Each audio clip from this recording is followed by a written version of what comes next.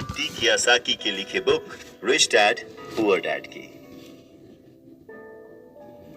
इस किताब के इंट्रोडक्शन में मैं कुछ और बात कहूं, उससे पहले मुझे डॉक्टर एड कोकेन की एक बात याद आती है। लिखते हैं कि रिच डैड पुअर डैड अमीरी का शॉर्टकट नहीं बताती, ये सिखाती है कि आप पैसे की समझ कैसे विकसित करें, किस तरह से अपने पैसे की जिम्मेदारी निभाएं और उसके बाद किस तरह से अमीर बने। तो चलिए शुरू करते हैं। दोस्तों, जब भी बात जिम्मेदारी की आती है तो नाम याद आता है उस शख्स का जिसने जिंदगी में कितनी भी ठोकरें खाई हो, कितना भी दुखी रहा हो, पर हमारे हिस्से के गम लिए और अपने हिस्से की खुशी हमें दे दी। पिता। जेब खाली हो फिर भी मैंने उन्हें मना करते नहीं देखा। जेब खाली हो फिर भी मैंने उन्हें मना करते नहीं देखा। अरे मैंने अपने पिता से ज्यादा अमीर इस दुनिया में कोई इंसान नहीं देखा। रॉबर्ट टी कियोसाकी ने उसी पिता को ध्यान में रखते हुए, उन्हें main character of the story बनाते हुए हमें लाइफ के, आज की जिंदगी के, आज की लाइफ के सबसे इंपॉर्टेंट लेसन को पढ़ाने की कोशिश की है, विच इज पैसा। जी हाँ, हम बचपन से लेकर जवानी तक सिर्फ मार्क्स के पीछे भागते रहते हैं। हमारा जो एजुकेशन का पैटर्न है, पढ़ाई का तरीका है, हम बचपन से सिर्फ यही सुनते आए हैं कि पढ़ो पढ़ो पढ़ो और पढ़ो, और एक लेवल तक पहुंचने के बाद, एक एज तक पहुंचने के बाद डिसाइड करो कि अब क्या करना है। रॉबर्ट टी कियोसाकी इसी बात को बहुत ही खूबसूरती से एड्रेस करते हैं कि हमें पैसे को एक सब्जेक्ट की तरह बचपन से ही क्लासेस में पढ़ाना चाहिए। अगर आज पढ़ाई का मतलब, जिंदगी में सफल होने का मतलब ज्यादा पैसे कमाने से है, तो क्यों ना उस पैसे को सही ढंग से मैनेज करने का गुण हमें बचपन से मिले।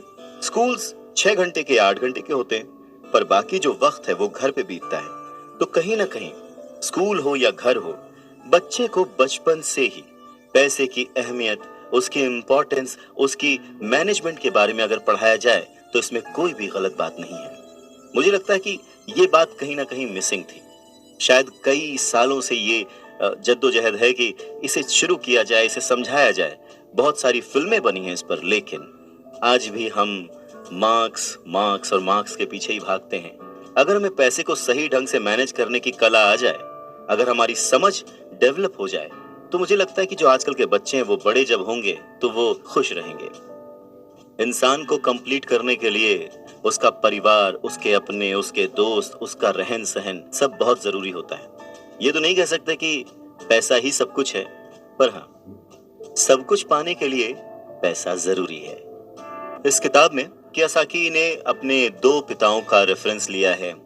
एक जो रिच डैड थे, जिनके पास बहुत पैसा था, और एक जो पुअर डैड थे। रॉबर्ट कियोसाकी अपने दोनों पिताओं को, दोनों डैड्स को बराबर का सम्मान देते थे, और उनके जो दोनों पिता थे वो भी उन्हें उतना ही प्यार करते थे। बहुत सारे लोगों के सवाल हो सकते हैं कि एक ही वक्त पर एक इंसान के 2 पिता कैसे हो सकते हैं, या कोई और क्वेश्चन।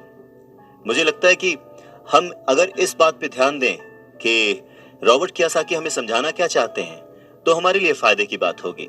हो सकता है उन्होंने ऐसा मान लिया हो सकता है उन्होंने अपने मन को पुअर डैड और अपने दिमाग को रिच डैड माना हो, या ये हो सकता है कि एक डैड उनके रहे हों और दूसरे डैड उनके किसी दोस्त के।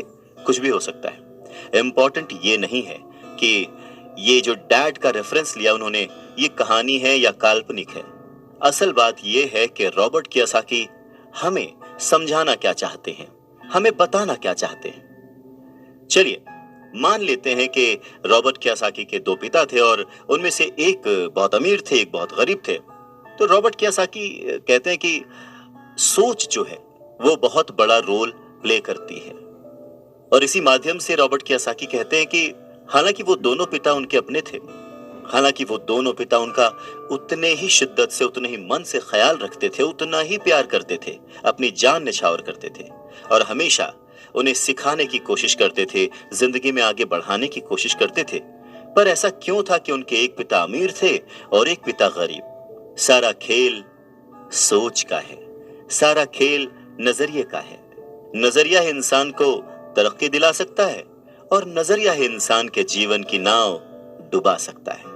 तो ये हमारे ऊपर है कि हम किस रंग के चश्मे को पहनकर कैसा मौसम देखते हैं। किसी शायर ने क्या खूब कहा है कि जैसा दर्द हो वैसा मंजर होता है, अरे मौसम तो इंसान के अंदर होता है। और उसी अंदर के मौसम को हमेशा बनाए रखने, अपने आप को पॉजिटिव रखते हुए, अपना नजरिया सकारात्मक रखते हुए अगर हम आगे सोचें तो कुछ अच्छा तो जरूर होगा। स्कूल जाओ और मेहनत से पढ़ो, ये जो लाइन है, याद करिए बचपन में हम सब ने सुना है, और एक बार नहीं कई बार सुना है। रिश्तेदारों से, घर वालों से, टीचर से, हर एक से, स्कूल जाओ और मेहनत से पढ़ो। एक वक्त तो ऐसा लगता था कि बस पढ़ते रहो पढ़ते रहो पढ़ते रहो, पर जैसे जैसे समझ आगे बढ़ी एक सवाल मन में घर करने लगा, आखिर हम पढ़ किस लिए रहे हैं। देखिए, स्कूल जाना और पढ़ाई करना ये बहुत ही अच्छी बात है, लेकिन अगर कोई काम किया जा रहा है तो वो किस वजह से किया जा रहा है ये जानना भी उतना ही जरूरी है।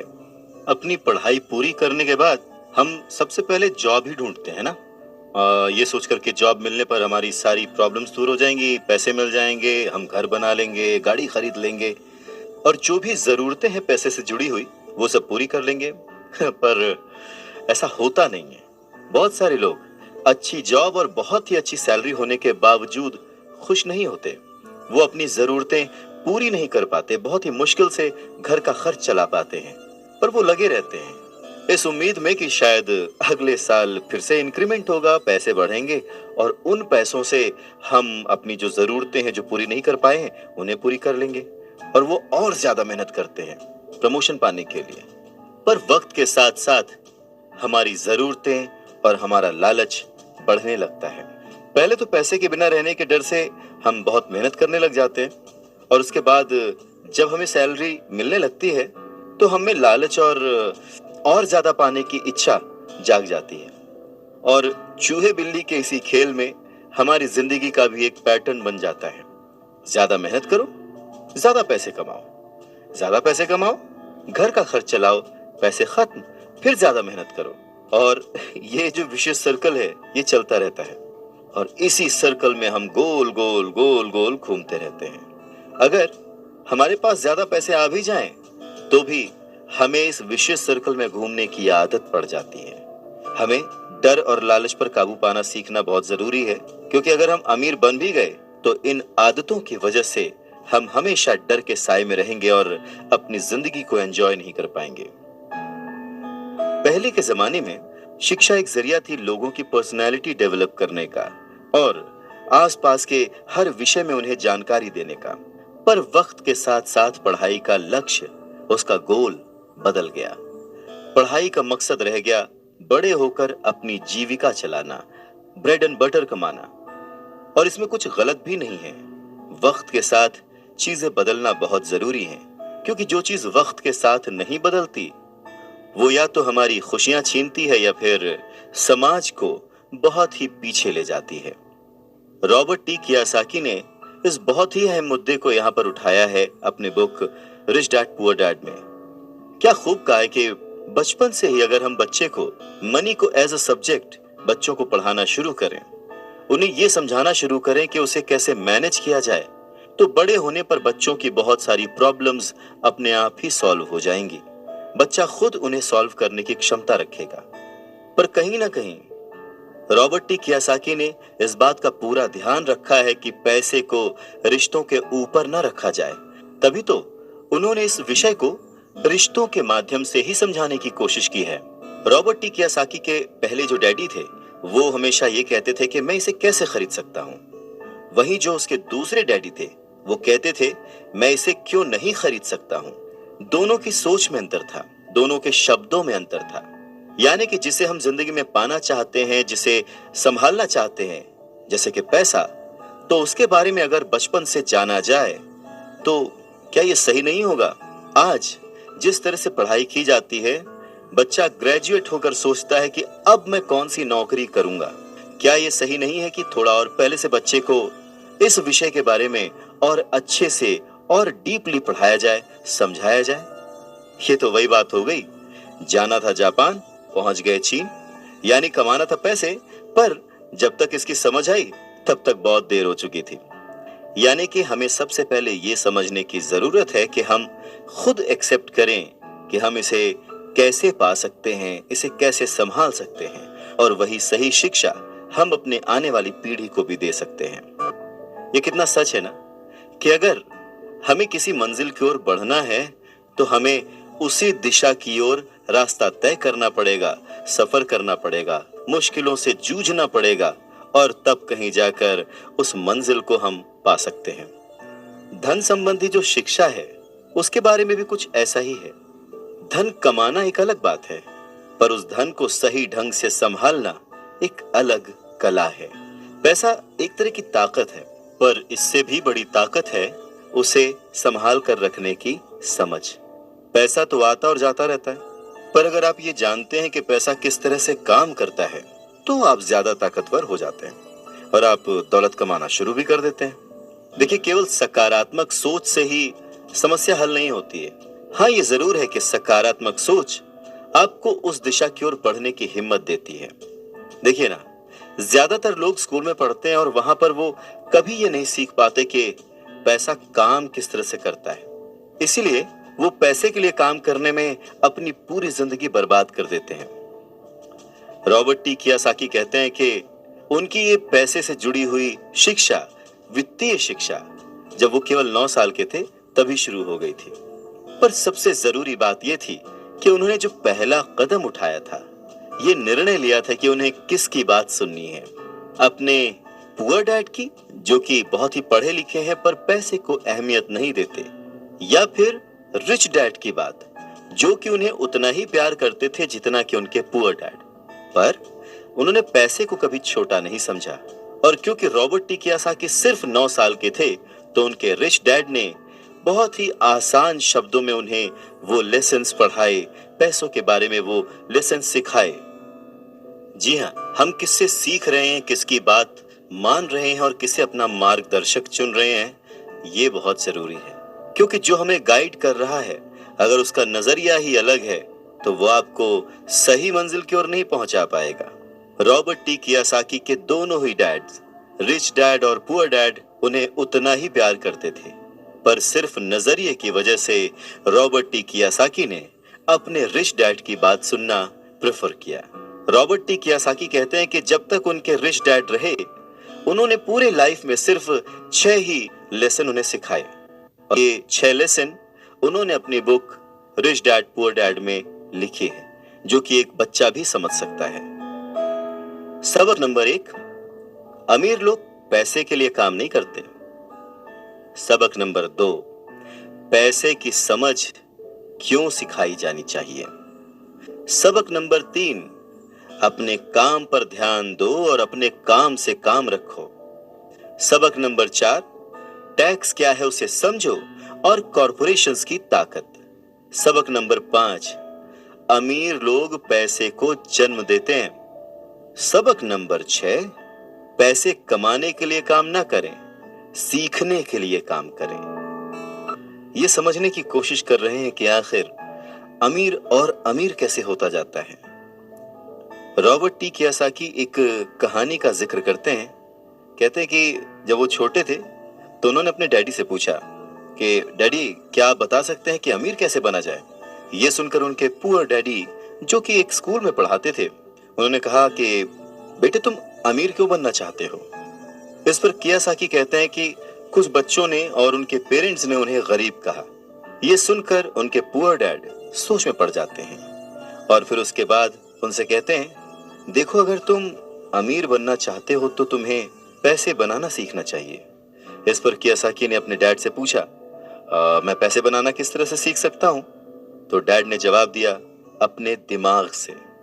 और उसके बाद वो अपना चश्मा पहनकर अपना अखबार पढ़ने लग गए, जिसका मतलब ये था कि अब इससे ज्यादा मुझसे और कोई सवाल मत पूछना, क्योंकि मुझे इसके बारे में कुछ नहीं पता। इस बात को कियोसाकी पूरी रात सोचते रहे और अगली सुबह अपने सबसे अच्छे और करीबी दोस्त माइक को अपनी ये बात बताई। उन्होंने माइक से पूछा कि क्या वो ये पैसे बनाने वाले काम में उनके बिजनेस पार्टनर बनेंगे। माइक ने उनसे पूछा, ठीक है, मैं तुम्हारे साथ हूं, पर तुम पैसा कैसे कमाओगे और हमें क्या करना चाहिए। इस पर कियासाकी ने ठीक वही जवाब जो उनके पिता ने उन्हें दिया था, उनके डैड ने उन्हें दिया था, बता दिया कि भाई मुझे नहीं पता, लेकिन फिर भी क्या तुम इस काम में मेरे पार्टनर बनना चाहते हो? और फिर दोनों दोस्तों ने एक दूसरे का साथ दिया, बिजनेस पार्टनरशिप पक्की हो गई। कुछ दिन बीते, दिमाग दौड़ाया गया और आखिरकार उनका स्कूल जाना सफल रहा। स्कूल की क्लास में उन्होंने कुछ ऐसा पढ़ा था जिसे सोचकर कियासाकी को लगा कि बस पैसा बनाने का फॉर्मूला तो मिल गया, और बस उसी आइडिया को फॉलो करते करते कियासाकी और माइक ने ढेर सारा कच्चा माल इकट्ठा कर लिया, बहुत मेहनत की और अपने डैड की गैराज में उन्होंने कुछ सिक्के बनाए। और जब उनके डैड ने उन्हें देखा तो उन्होंने पूछा कि तुम क्या कर रहे हो? तब कियासाकी का जवाब था, जैसा आपने कहा था, पैसे बना रहा हूं। तब उनके जो पुअर डैड थे उन्होंने कियासाकी को कहा कि आओ मुझे तुमसे बात करनी है। कियासाकी और माइक वहां सीढ़ियों पर बैठ गए। साथ में कियासाकी के डैड और माइक के डैड जो कि रिश थे वो भी बैठ गए। यहाँ पे मैं आपको बताना चाहता हूं कि इस पूरी कहानी में जो कियासाकी ने अपने रिश डैड को रेफर किया है वो दरअसल माइक के पिता थे। और फिर बच्चों की इस हरकत को देखकर कियासाकी के पुअर डैड ने अपनी बात को और डिटेल में समझाया और अपनी बात को करेक्ट किया। पहली बार उन्होंने बच्चों को बताया कि गैर कानूनी क्या होता है। बच्चों को लगा कि जो उन्होंने किया वो सही था, पर जब उन्होंने जाना कि ये अलाउड नहीं है, सिक्के छापना अलाउड नहीं है, उसके पीछे कई तरीके होते हैं, कानूनी, गैर कानूनी, ये सब बातें जब बच्चों ने समझी तो उनका मुंह उतर गया। फिर उन्होंने पूछा, तो फिर हम अमीर कैसे बन सकते हैं? तब कियासाकी के डैड ने उनसे कहा कि अगर तुम्हें सच में अमीर बनना है, रिच बनना है, तो तुम मुझसे नहीं, माइक के डैड से पूछो। कियासाकी ने अपने डैड से कहा, पर आप क्यों नहीं बता सकते? हम गरीब क्यों हैं? कियासाकी के पुअर डैड ने कहा, क्योंकि मैं एक टीचर हूं और मैंने पैसे कमाने की राह नहीं चुनी है। पैसे कमाने के लिए तुम्हें माइक के डैड से ही पूछना पड़ेगा। क्या खूबसूरत बात समझाई है कियासाकी ने कि अगर हमें कोई पर्टिकुलर गोल अचीव करना है, कोई लक्ष्य प्राप्त करना है, तो हमें रास्ता भी सही चुनना होगा, मार्गदर्शक भी सही चुनना होगा। कहते हैं कि सफल होने के लिए मेहनत करना बहुत जरूरी है। मेहनत तो एक मजदूर भी करता है, पर सफलता पाने के लिए, सक्सेस पाने के लिए सही दिशा में सही स्ट्रैटेजी के साथ मेहनत करने से ही सक्सेस हासिल होती है। रॉबर्ट टी कियासाकी के पुअर डैड ने उन्हें कहा कि उन्हें उनके फ्रेंड माइक के डैड से पूछना चाहिए कि पैसे कैसे कमाए जाते हैं, सक्सेसफुल कैसे हुआ जाता है।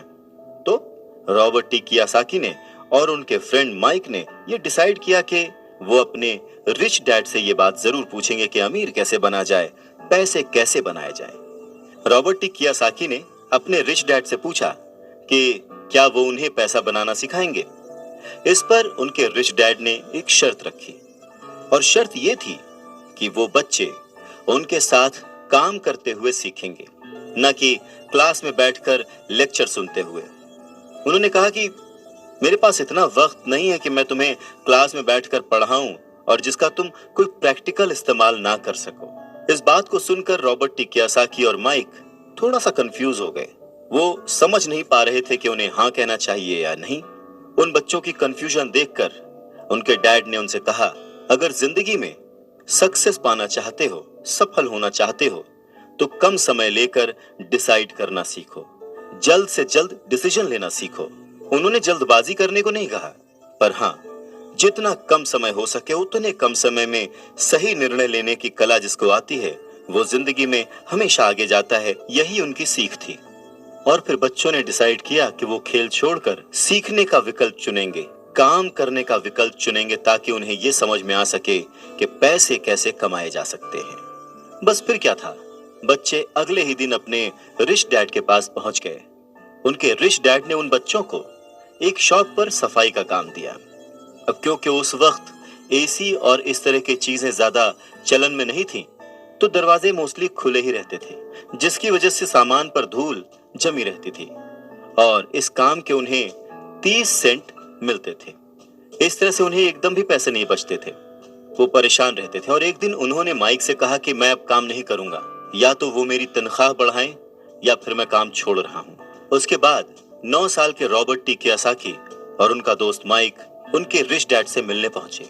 रिच डैड के सामने बैठते ही माइक बुरी तरह से रो पड़े और उन्होंने कहा, डैड, आपने कहा था कि अगर मैं आपके लिए काम करूंगा तो आप मुझे पैसा कमाना सिखाएंगे। अपनी तरफ से मैंने पूरी तरह से पूरी ईमानदारी से काम किया है, कड़ी मेहनत की है। इस काम के लिए मैंने अपनी खेल तक की कुर्बानी दे दी और अब आप अपने वादे से मुकर रहे हैं। आपने मुझे कुछ भी नहीं सिखाया। लोग आपको लालची कहते हैं, जो सिर्फ पैसे कमाना चाहता है पर अपने साथ काम करने वालों का बिल्कुल भी ध्यान नहीं रखता। मैं एक छोटा सा बच्चा हूं और आपको मेरे साथ ऐसा बर्ताव नहीं करना चाहिए था, रॉबर्ट टी कियासाकी के डैड ने कहा। पर मैं तो तुम्हें काम सिखा रहा हूं। रॉबर्ट टी कियासाकी कहते हैं कि उस वक्त वो गुस्से में थे तो उन्होंने पूछा, नहीं, आप मुझे कुछ नहीं सिखा रहे। बताइए आपने मुझे क्या सिखाया? कुछ भी नहीं। आपसे सीखने के लिए मैं बस चंद सिक्कों में काम करने के लिए तैयार हो गया और उसके बाद तो आपने मुझसे बात तक नहीं की। मैं आपकी शिकायत सरकार से करूंगा। हमारे देश में भी बाल श्रम कानून है, आप तो जानते ही हैं। मेरे पुअर डैड सरकार के लिए काम करते हैं। इस बात को सुनकर उनके रिच डैड ने कहा, शाबाश, अब तुम उन लोगों की तरह बोल रहे हो जो कभी मेरे लिए काम करते थे। या तो मैंने उन्हें नौकरी से निकाल दिया या फिर उन्होंने खुद ही नौकरी छोड़ दी। रही बात तुम्हें कुछ सिखाने की, कौन कहता है कि मैंने तुम्हें कुछ नहीं सिखाया?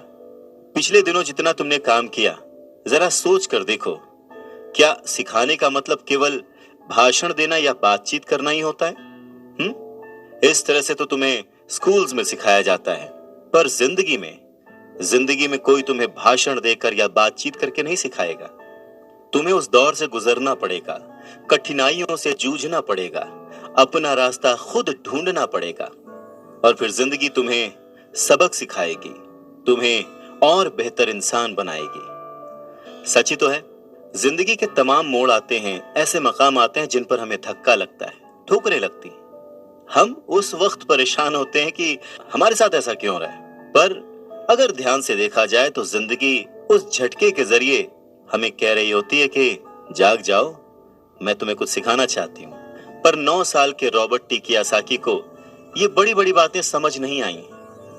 तब उनके रिच डैड ने एक बार फिर से कहना शुरू किया, अगर जिंदगी तुम्हें कोई सबक सिखाए तो तुम्हें उससे सीखना चाहिए, क्योंकि अगर तुम उससे वो सबक नहीं सीखते तो पूरी जिंदगी, तुम्हारी ये जिंदगी लगातार तुम्हें धक्के देती रहेगी। अपनी जॉब में रहते हुए तुम अगर उसकी मुसीबतों से सबक लोगे, सीखोगे, तो तुम एक समझदार, अमीर और सुखी इंसान बन सकते हो। पर अगर तुम ये नहीं सीखते तो जिंदगी भर अपनी प्रॉब्लम्स के लिए अपनी नौकरी, कम सैलरी या फिर अपने बॉस को कोसते रहोगे और हमेशा उम्मीद करते रहोगे कि कोई और आए, तुम्हारी सैलरी बढ़ाए और तुम्हें सुख दे, जो कि पॉसिबल नहीं है। तो उनके रिच डैड ने उन्हें 10 सेंट हर घंटे की जॉब पर रखा। 10 सेंट बहुत ही कम होते हैं। रॉबर्ट टी कियासाकी ने वो जॉब छोड़ दी और अपने रिच डैड के पास गए और गुस्से में उनसे कहा कि मैं इतने कम पैसे पर काम नहीं कर सकता। ये बात सुनकर उनके रिच डैड ने कहा, मुझे खुशी है कि तुम 10 सेंट पर काम करने के लिए असंतुष्ट हो।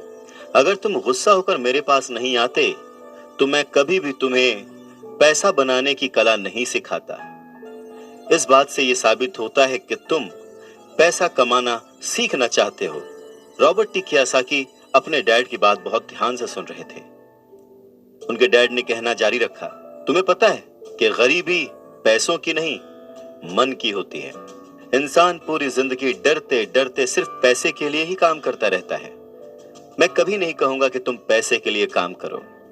तुम्हें ऐसा काम करना चाहिए कि तुम्हारा पैसा तुम्हारे लिए काम करे। लोग कहते हैं कि मैं समस्या की जड़ हूं, मैं उन्हें कम पैसे देता हूं, पर सच तो यह है कि लोग उसी वेतन में काम करते रहना चाहते हैं। वो अपने आप से नहीं पूछते कि वो क्यों उतने कम पैसे में काम कर रहे हैं। पर अगर वो लोग या तुम इसी तरीके से सोचते रहे कि समस्या की जड़ मैं हूं, तो जिंदगी भर न वो लोग कुछ सीख पाएंगे न तुम कुछ सीख पाओगे। आसान क्या है, मुझे बदलना या फिर खुद को बदलना और अपने आप को इस लायक बनाना कि आप उससे अच्छा काम सीख पाएं। अगर तुम पैसे के लिए काम करना सीखना चाहते हो तो स्कूल में ही रहो। यह सीखने के लिए उससे बढ़िया जगह कोई और है नहीं। परंतु अगर तुम ये सीखना चाहते हो कि पैसा तुम्हारे लिए किस तरह से काम करे, तो मैं तुम्हारा रिच डैड तुम्हें यह सिखा सकता हूं। पर यह तभी संभव होगा, तभी पॉसिबल होगा जब ये तुम खुद सीखना चाहो। तो तुम सीखने के लिए तैयार हो? रॉबर्ट टी कियोसाकी ने हाँ में सर हिलाया और फिर रिच डैड ने कहना शुरू किया, देखो बच्चे, जैसे मैंने कहा, सीखने के लिए बहुत कुछ है। पैसे से अपने लिए काम कैसे करवाया जाए, ये जिंदगी भर चलने वाली पढ़ाई है। मैं पहले से ही जानता हूं कि मेरी धन संबंधी पढ़ाई जीवन भर चलेगी, और इसकी वजह यह है कि मैं जितना ज्यादा जान लेता हूं, उससे भी ज्यादा जानने की मेरी इच्छा बढ़ती चली जाती है। बहुत ही कम लोगों को इस बात का एहसास होता है कि असली समस्या पैसे की नहीं है। असली समस्या, असली प्रॉब्लम नॉलेज की है, सोच की है। तो क्या तुम्हारे अंदर सीखने की उतनी ही इच्छा है जितना पहले थी? इस पर रॉबर्ट टी कियोसाकी ने कहा, हाँ बिल्कुल, मैं दूसरे लोगों की तरह थोड़े हूं, मैं सीखना चाहता हूं। तब रिच डैड ने कहना शुरू किया, ठीक है, तो कल से तुम फिर वापस काम पर जाओ, पर इस बार मैं तुम्हें कोई तनख्वाह नहीं दूंगा। तुम्हारी तनख्वाह बंद। तुम हर शनिवार 3 घंटे उसी तरह काम करोगे, लेकिन इस बार तुम्हें 10 सेंट प्रति घंटे के हिसाब से सैलरी नहीं मिलेगी। तुम्हें तो कहा है कि तुम पैसे के लिए काम करना नहीं सीखना चाहते, इसलिए मैं तुम्हें बदले में कुछ भी नहीं दूंगा। अपने रिच डैड की बात सुनकर रॉबर्ट टी कियोसाकी बहुत ही कंफ्यूज हो गए। उन्हें समझ ही नहीं आया कि वो आखिर क्या करे। और अगले 3 हफ्ते तक रॉबर्ट टी कियोसाकी अपने दोस्त माइक के साथ हर शनिवार को मुफ्त में काम करते रहे। काम बहुत परेशानी वाला नहीं था, और समय गुजरने के साथ साथ ये आसान भी होता गया। पर उन्हें अफसोस था तो अपने छूटे हुए बेसबॉल गेम्स और कॉमिक्स का, क्योंकि वो अब उसका मजा नहीं ले सकते थे, और साथ ही उन्हें कुछ पैसे भी नहीं मिल रहे थे। तीसरे हफ्ते दोपहर में रॉबर्ट टी कियोसाकी के रिच डैड उनकी शॉप पर आए, जहां पर वो बच्चे काम करते थे, और उन्हें कहा कि क्या तुम जिंदगी भर जो मेरे बाकी एम्प्लॉइज हैं उनकी तरह ही काम करना चाहते हो, डरते रहना चाहते हो? मुझे लगता है कि मुझे तुम्हारी सैलरी बढ़ा देनी चाहिए, 25 सेंट्स पर आवर। ये सुनकर वो दोनों मन ही मन खुश हो गए, पर उन्होंने सामने कुछ नहीं कहा, वो चुप रहे। रिच डैड ने थोड़ी देर देखा और कहा कि चलो अच्छा, तुम इतने पे खुश नहीं हो, मैं तुम्हारी सैलरी $1 पर आवर कर देता हूं। $1 पर आवर उस समय के हिसाब से कह सकते हैं कि देश का सबसे अमीर बच्चा भी जो होगा वो भी नहीं कमाता होगा। वो थोड़ी देर चुप रहे और फिर उन्होंने कहा कि अच्छा चलो ठीक है, मैं तुम्हारी सैलरी $5 पर आवर कर देता हूं। ये सैलरी सुनकर उनका मन बार बार कह रहा था कि मान लो, इससे क्या नहीं खरीदा जा सकता, ढेर सारी कॉमिक्स, ढेर सारी साइकिल्स वगैरह वगैरह। पर वो चुप रहे। उन बच्चों को चुप देख उनके रिच डैड ने कहा, मुझे अच्छा लगा कि तुम लोगों ने लालच नहीं किया, जल्दबाजी नहीं दिखाई, और मैं ये देख सकता हूं कि तुम अगर इसी तरह मन लगाकर सीखते रहे तो फ्यूचर में पैसे से जुड़ी किसी भी बात के लिए तुम जल्दबाजी में डिसीजन नहीं लोगे। रॉबर्ट टी कियोसाकी के रिच डैड उन्हें पैसे के बारे में, उसकी अहमियत के बारे में, और साथ में आने वाले डर और लालच के बारे में समझाते हुए कहते हैं कि कुछ और पाने की इच्छा को, बेहतर पाने की इच्छा को लोग लालच कहते हैं, पर मेरे लिए ये इच्छा ही है और इसमें कोई बुराई भी नहीं है। पर यकीन मानो, अगर मैं तुम्हें $5 भी दूं तो भी तुम्हारी समस्या नहीं सुलझेगी, तुम अमीर नहीं बन पाओगे। अपने रिच डैड की बात सुनकर रॉबर्ट टी कियोसाकी ने पूछा, ऐसा क्यों? अगर मैं इतनी सैलरी उठाऊंगा उसके बाद भी मैं अमीर क्यों नहीं बन पाऊंगा?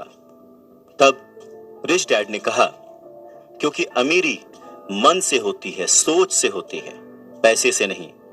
पैसा आज है, कल जा भी सकता है, पर जो इंसान सोच से अमीर है, जो ये जानता है कि पैसे को कैसे संभाला जाए, पैसे को कैसे कमाया जाए, पैसे को कैसे बनाया जाए, वो कभी भी गरीब नहीं हो सकता।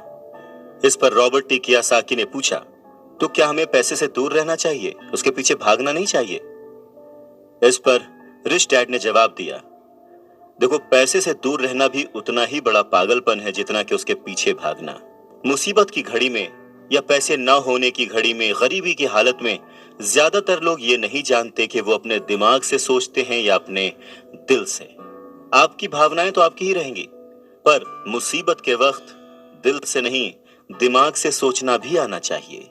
अक्सर लोग जब नौकरियां छोड़ते हैं, अक्सर लोग जब अपने बॉस की बुराई करते हैं, अक्सर लोग जब अपनी मुसीबतों के पहाड़ की बात करते हैं, तो वो अपने दिल से सोच रहे होते हैं। क्योंकि जो दिमाग से सोचता है वो हमेशा अपनी तरक्की के बारे में सोचता है। वो इस डर से नहीं सोचता कि उसकी नौकरी चली जाएगी। तुम्हें दिल के हाथों मजबूर होकर, डर के हाथों मजबूर होकर पैसे का गुलाम नहीं बनना है। मैं चाहता हूं कि तुम दिमाग से सोचो और पैसे को अपना गुलाम बनाओ, ताकि वो पैसा तुम्हारे लिए काम करे। क्योंकि इस दुनिया में सच्चा अमीर वही है जो पैसे के पीछे ना भागे, जो खुद पैसे के लिए काम ना करे, बल्कि उसका पैसा उसके लिए 24 घंटे काम करता रहे। सच में रॉबर्ट टी कियोसाकी की ये बुक तब भी उतनी ही प्रासंगिक थी, उतनी ही रिलेवेंट थी जितनी कि आज।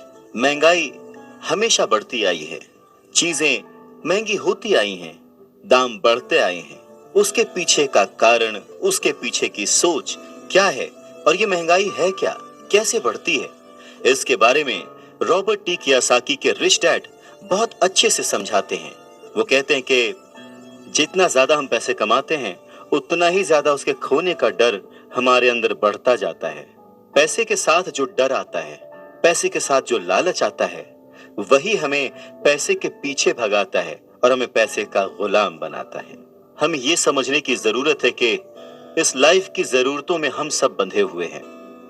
हम सब अपने परिवार को चलाने के लिए, अपनी डेली नीड पूरी करने के लिए, अपने शौक पूरे करने के लिए दिन ब दिन पैसे के पीछे भागते रहते हैं। धीरे धीरे ज्यादा पैसा कमाने की इच्छा करते रहते हैं। पैसा कमाना गलत नहीं है, पर पैसे कमाने के पीछे की नीयत, उसका सही होना जरूरी है। और वो नीयत ही है जो इस समाज में महंगाई बढ़ाती है, और वो नीयत ही है जो इस समाज में डिसबैलेंस पैदा करती है। एक छोटे से एग्जाम्पल से इस बात को समझा जा सकता है कि एक डॉक्टर जो अपने परिवार को ज्यादा खुशी देना चाहता है, अपनी फीस बढ़ा देता है। उसकी फीस बढ़ने की वजह से सारी मेडिकल फैसिलिटीज, स्वास्थ्य सुविधाएं सब महंगी हो जाती हैं।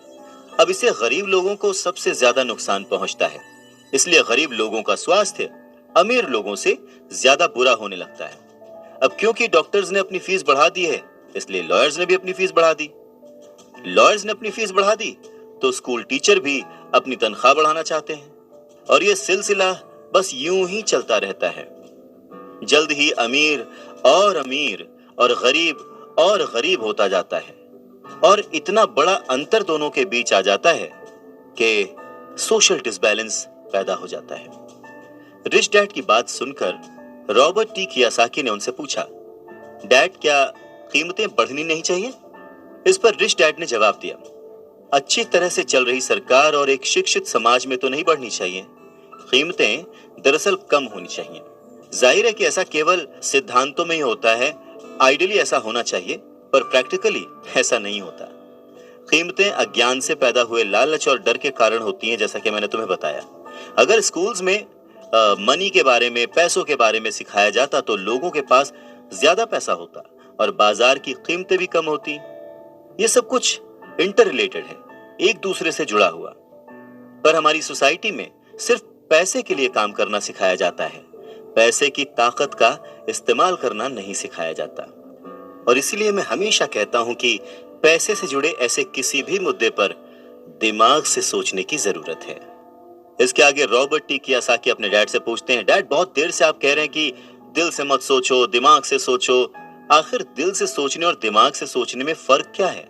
इस पर रिच डैड उन्हें समझाते हैं, देखो, मैं ये बात अक्सर सुनता हूं कि हर आदमी को काम करना पड़ता है, या फिर अमीर लोग दूसरों के पैसे मार लेते हैं, मेरी सैलरी बढ़नी चाहिए, मैं इस काम से खुश नहीं हूं, मैं दूसरी जगह जॉब ढूंढ लूंगा, वगैरह वगैरह।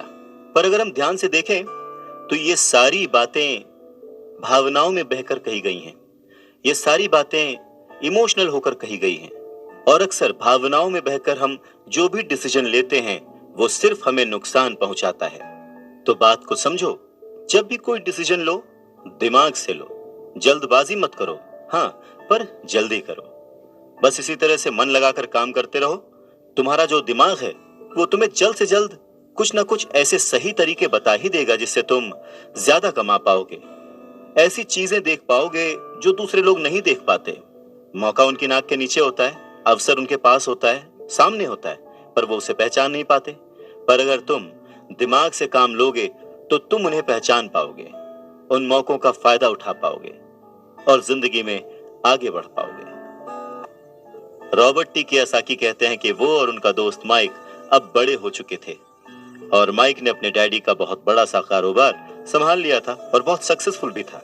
और अब माइक अपने बेटे को ठीक वैसे ही सिखा रहा था जैसे कि उसके डैड ने, यानी कि रॉबर्ट टी कियोसाकी के रिच डैड ने उन दोनों को सिखाया था। रॉबर्ट टी कियोसाकी कहते हैं कि जब वो 47 साल के हुए तो उन्होंने डिसाइड किया कि अब उन्हें रिटायर हो जाना चाहिए। रिटायरमेंट का ये मतलब नहीं होता कि काम नहीं किया जाएगा या आगे काम नहीं करना चाहते वगैरह वगैरह। रिटायरमेंट का मतलब ये होता है कि अब आप इस लायक हो गए हैं कि आपका पैसा आपके लिए काम करे। रिटायरमेंट का सही मतलब यही है कि आपने पूरी जिंदगी जो मेहनत करके, जो स्ट्रैटेजीज बना के, सही जगह निवेश करके पैसा लगाया था, अब आपकी वो एज आ चुकी है कि अब आप उस पैसे को एंजॉय करें, क्योंकि आपका पैसा अब आपके लिए काम करना शुरू कर चुका है। कुछ लोग पूरी जिंदगी काम करते रहते हैं, रिटायर नहीं हो पाते। पूरी जिंदगी काम करना गलत नहीं है, पर यह डिफरेंस समझना बहुत जरूरी है कि पैसे की जरूरत की वजह से पूरी जिंदगी काम कर रहे हैं, उसका गुलाम बन के काम कर रहे हैं, या फिर उसका मालिक बन के और अपने काम को एंजॉय करके पूरी जिंदगी काम कर रहे हैं। रिटायरमेंट को दूसरे शब्दों में चिंताओं से आजादी भी कह सकते हैं। इसका मतलब यह है, पैसा अगर सही तरह से खर्च किया जाए, पैसे को अगर सही तरह से मैनेज किया जाए तो वो अपने आप बढ़ता रहता है। ये ठीक एक पेड़ लगाने की तरह है कि आप सालों तक इसे पानी देते हैं। जब आप अपने बिजनेस में होते हैं, अपनी जॉब में होते हैं और कभी भी इसमें कोताही नहीं करते, जब भी उस पेड़ को जरूरत होती है आप उसकी सेवा करते हैं, और फिर जब वो पेड़ बड़ा हो जाता है, जमीन की गहराइयों में उसकी जड़ें पहुंच जाती हैं, फिर वो अपने आप आपको छाया और फल देता है और फिर आपको उसके लिए काम करने की जरूरत नहीं पड़ती। पैसा भी कुछ कुछ उस पेड़ की ही तरह है। अगर इस बात को एक दूसरे एग्जाम्पल से समझें तो हमें जैसा गोल बनाना है उसके लिए हमें प्रिपरेशन भी वैसी ही करनी पड़ेगी। अगर बहुत ऊंची बिल्डिंग बनानी है तो हमें उसकी नींव बहुत गहरी खोदनी पड़ेगी, और अगर हमें सिर्फ छोटा सा घर बनाना है तो उसकी नींव छोटी होगी। पर प्रॉब्लम यही होती है, हम छोटी सी नींव खोद कर बहुत बड़ी सी बिल्डिंग बनाने की कोशिश करते हैं जो कि बाद में ढह जाती है। तो जरूरी क्या है? पैसे को समझना, पैसे को संभालना, पैसे को संभालने के लिए उसे समझा कैसे जाए। इसके लिए सबसे जरूरी बात है लायबिलिटीज और एसेट्स के बीच फर्क को समझा जाए और एसेट्स को खरीदा जाए और लायबिलिटीज में पैसे न डाले जाए। अच्छा, इस सुनने में बहुत ही आसान लगता है, लेकिन सच यही है कि ये आपको अमीर बनने में बहुत मदद करेगा। लेकिन अगर ये इतना ही सिंपल है तो फिर हर कोई इस बारे में सोचता क्यों नहीं? लोगों को लगता है कि उन्हें लायबिलिटीज और एसेट्स के बीच फर्क पता है, पर लायबिलिटीज और एसेट्स के बीच का जो बारीक सा फर्क है वही लोगों को नहीं पता है। तो चलिए इसके बारे में और डिटेल में बात करते हैं। लायबिलिटीज और एसेट्स क्या है? लायबिलिटीज वो हैं जहां से आपको पैसा कभी नहीं आएगा, उल्टे आपको उसमें और पैसा डालते रहना पड़ेगा।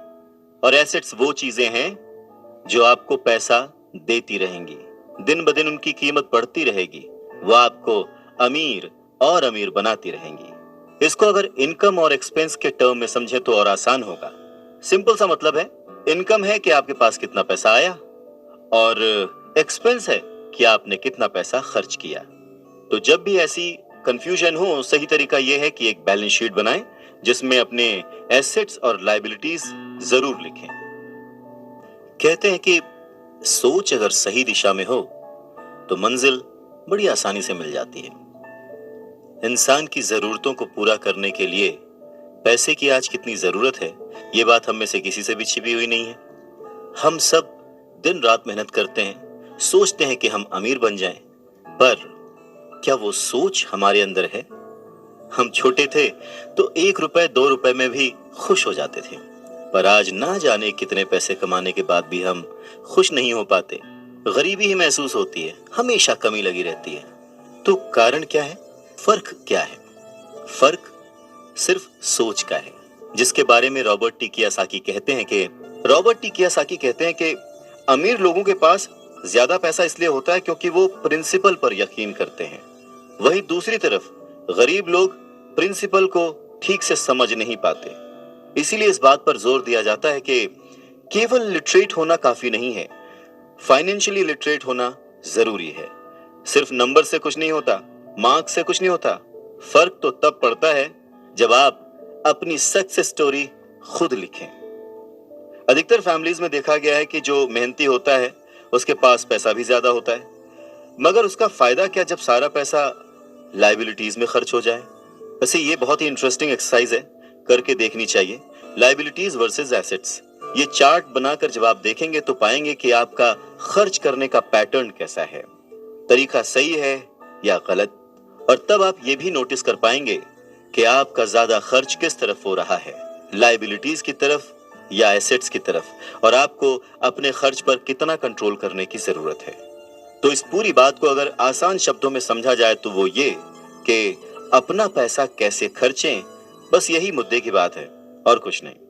अच्छा, एक और जरूरी बात है, पुराने समय में अगर देखा जाए तो लोगों के गोल होते थे, हम डॉक्टर बनेंगे, लॉयर बनेंगे, ये सारे प्रोफेशंस हैं, पर इनका अमीरी से कोई कनेक्शन नहीं है। पर सोच यही थी कि हम डॉक्टर बनेंगे तो बहुत पैसा कमाएंगे, लॉयर बनेंगे तो बहुत पैसा कमाएंगे, बैरिस्टर बनेंगे तो बहुत पैसा कमाएंगे। इस सोच की जड़ ही गलत है। पुराने जमाने के कई लोग आज डॉक्टर, इंजीनियर या जो कुछ भी वो बनना चाहते थे बन चुके हैं, पर आज भी वो पैसे के लिए स्ट्रगल कर रहे हैं। क्यों? क्योंकि वो उनकी नींव ही अलग थी। आज दौर बदल चुका है, बच्चे एथलीट बनना चाहते हैं, स्पोर्ट्स पर्सन बनना चाहते हैं, स्टार बनना चाहते हैं, क्योंकि उन्हें पता है कि सिर्फ अच्छी पढ़ाई और अच्छे ग्रेड्स के भरोसे बैठकर वो अपने करियर में सक्सेस नहीं पा सकते। आज वक्त बदल चुका है। आज के जमाने में सभी वर्किंग हैं, हस्बैंड वाइफ वर्किंग हैं, दोनों कमाते हैं और सोचते हैं कि हम दोनों मिलकर ज्यादा पैसे कमाएंगे और हम ज्यादा अमीर हो जाएंगे। और सबका ध्यान सिर्फ अपने अपने करियर पे ही होता है। कमाई बढ़ने लगती है, पर जाहिर है कि उसी के साथ साथ खर्चे भी बढ़ने लगते हैं। कहने का मतलब ये कि बिना फाइनेंशियली लिटरेट हुए आप कितने भी पैसे कमा लें, वो खर्च हो जाएंगे, वो आपकी लाइबिलिटीज में चले जाएंगे, और ये एक ऐसा चक्कर है जो फिर चलता ही रहता है। और उसके बाद सभी ये सोचते हैं कि इस मुसीबत से बाहर कैसे निकला जाए। दरअसल लोगों को लगता है कि ज्यादा पैसे कमाने से आदमी अमीर हो जाता है, पर रॉबर्ट टी कियोसाकी कहते हैं कि अमीरी एक सोच है। अमीरी अपने पैसे को सही जगह खर्च करने की समझ है। अमीरी पैसे के पीछे ना भागने की सोच है। अमीरी रिटायरमेंट लेते समय ना डरने की सोच है। अमीरी तब है जब आपका पैसा आपके लिए काम करे। तो आप जब भी खर्च करें हमेशा ये ध्यान रखें कि पैसा आपको अमीर नहीं बनाता। उसे सही जगह पे इन्वेस्ट करना, उसे सही से संभाल कर रखना या कई बार उसे गलत जगह पर खर्च ना करना भी आपको अमीर ही बनाता है। कहने का मतलब ये कि अमीरी क्या है?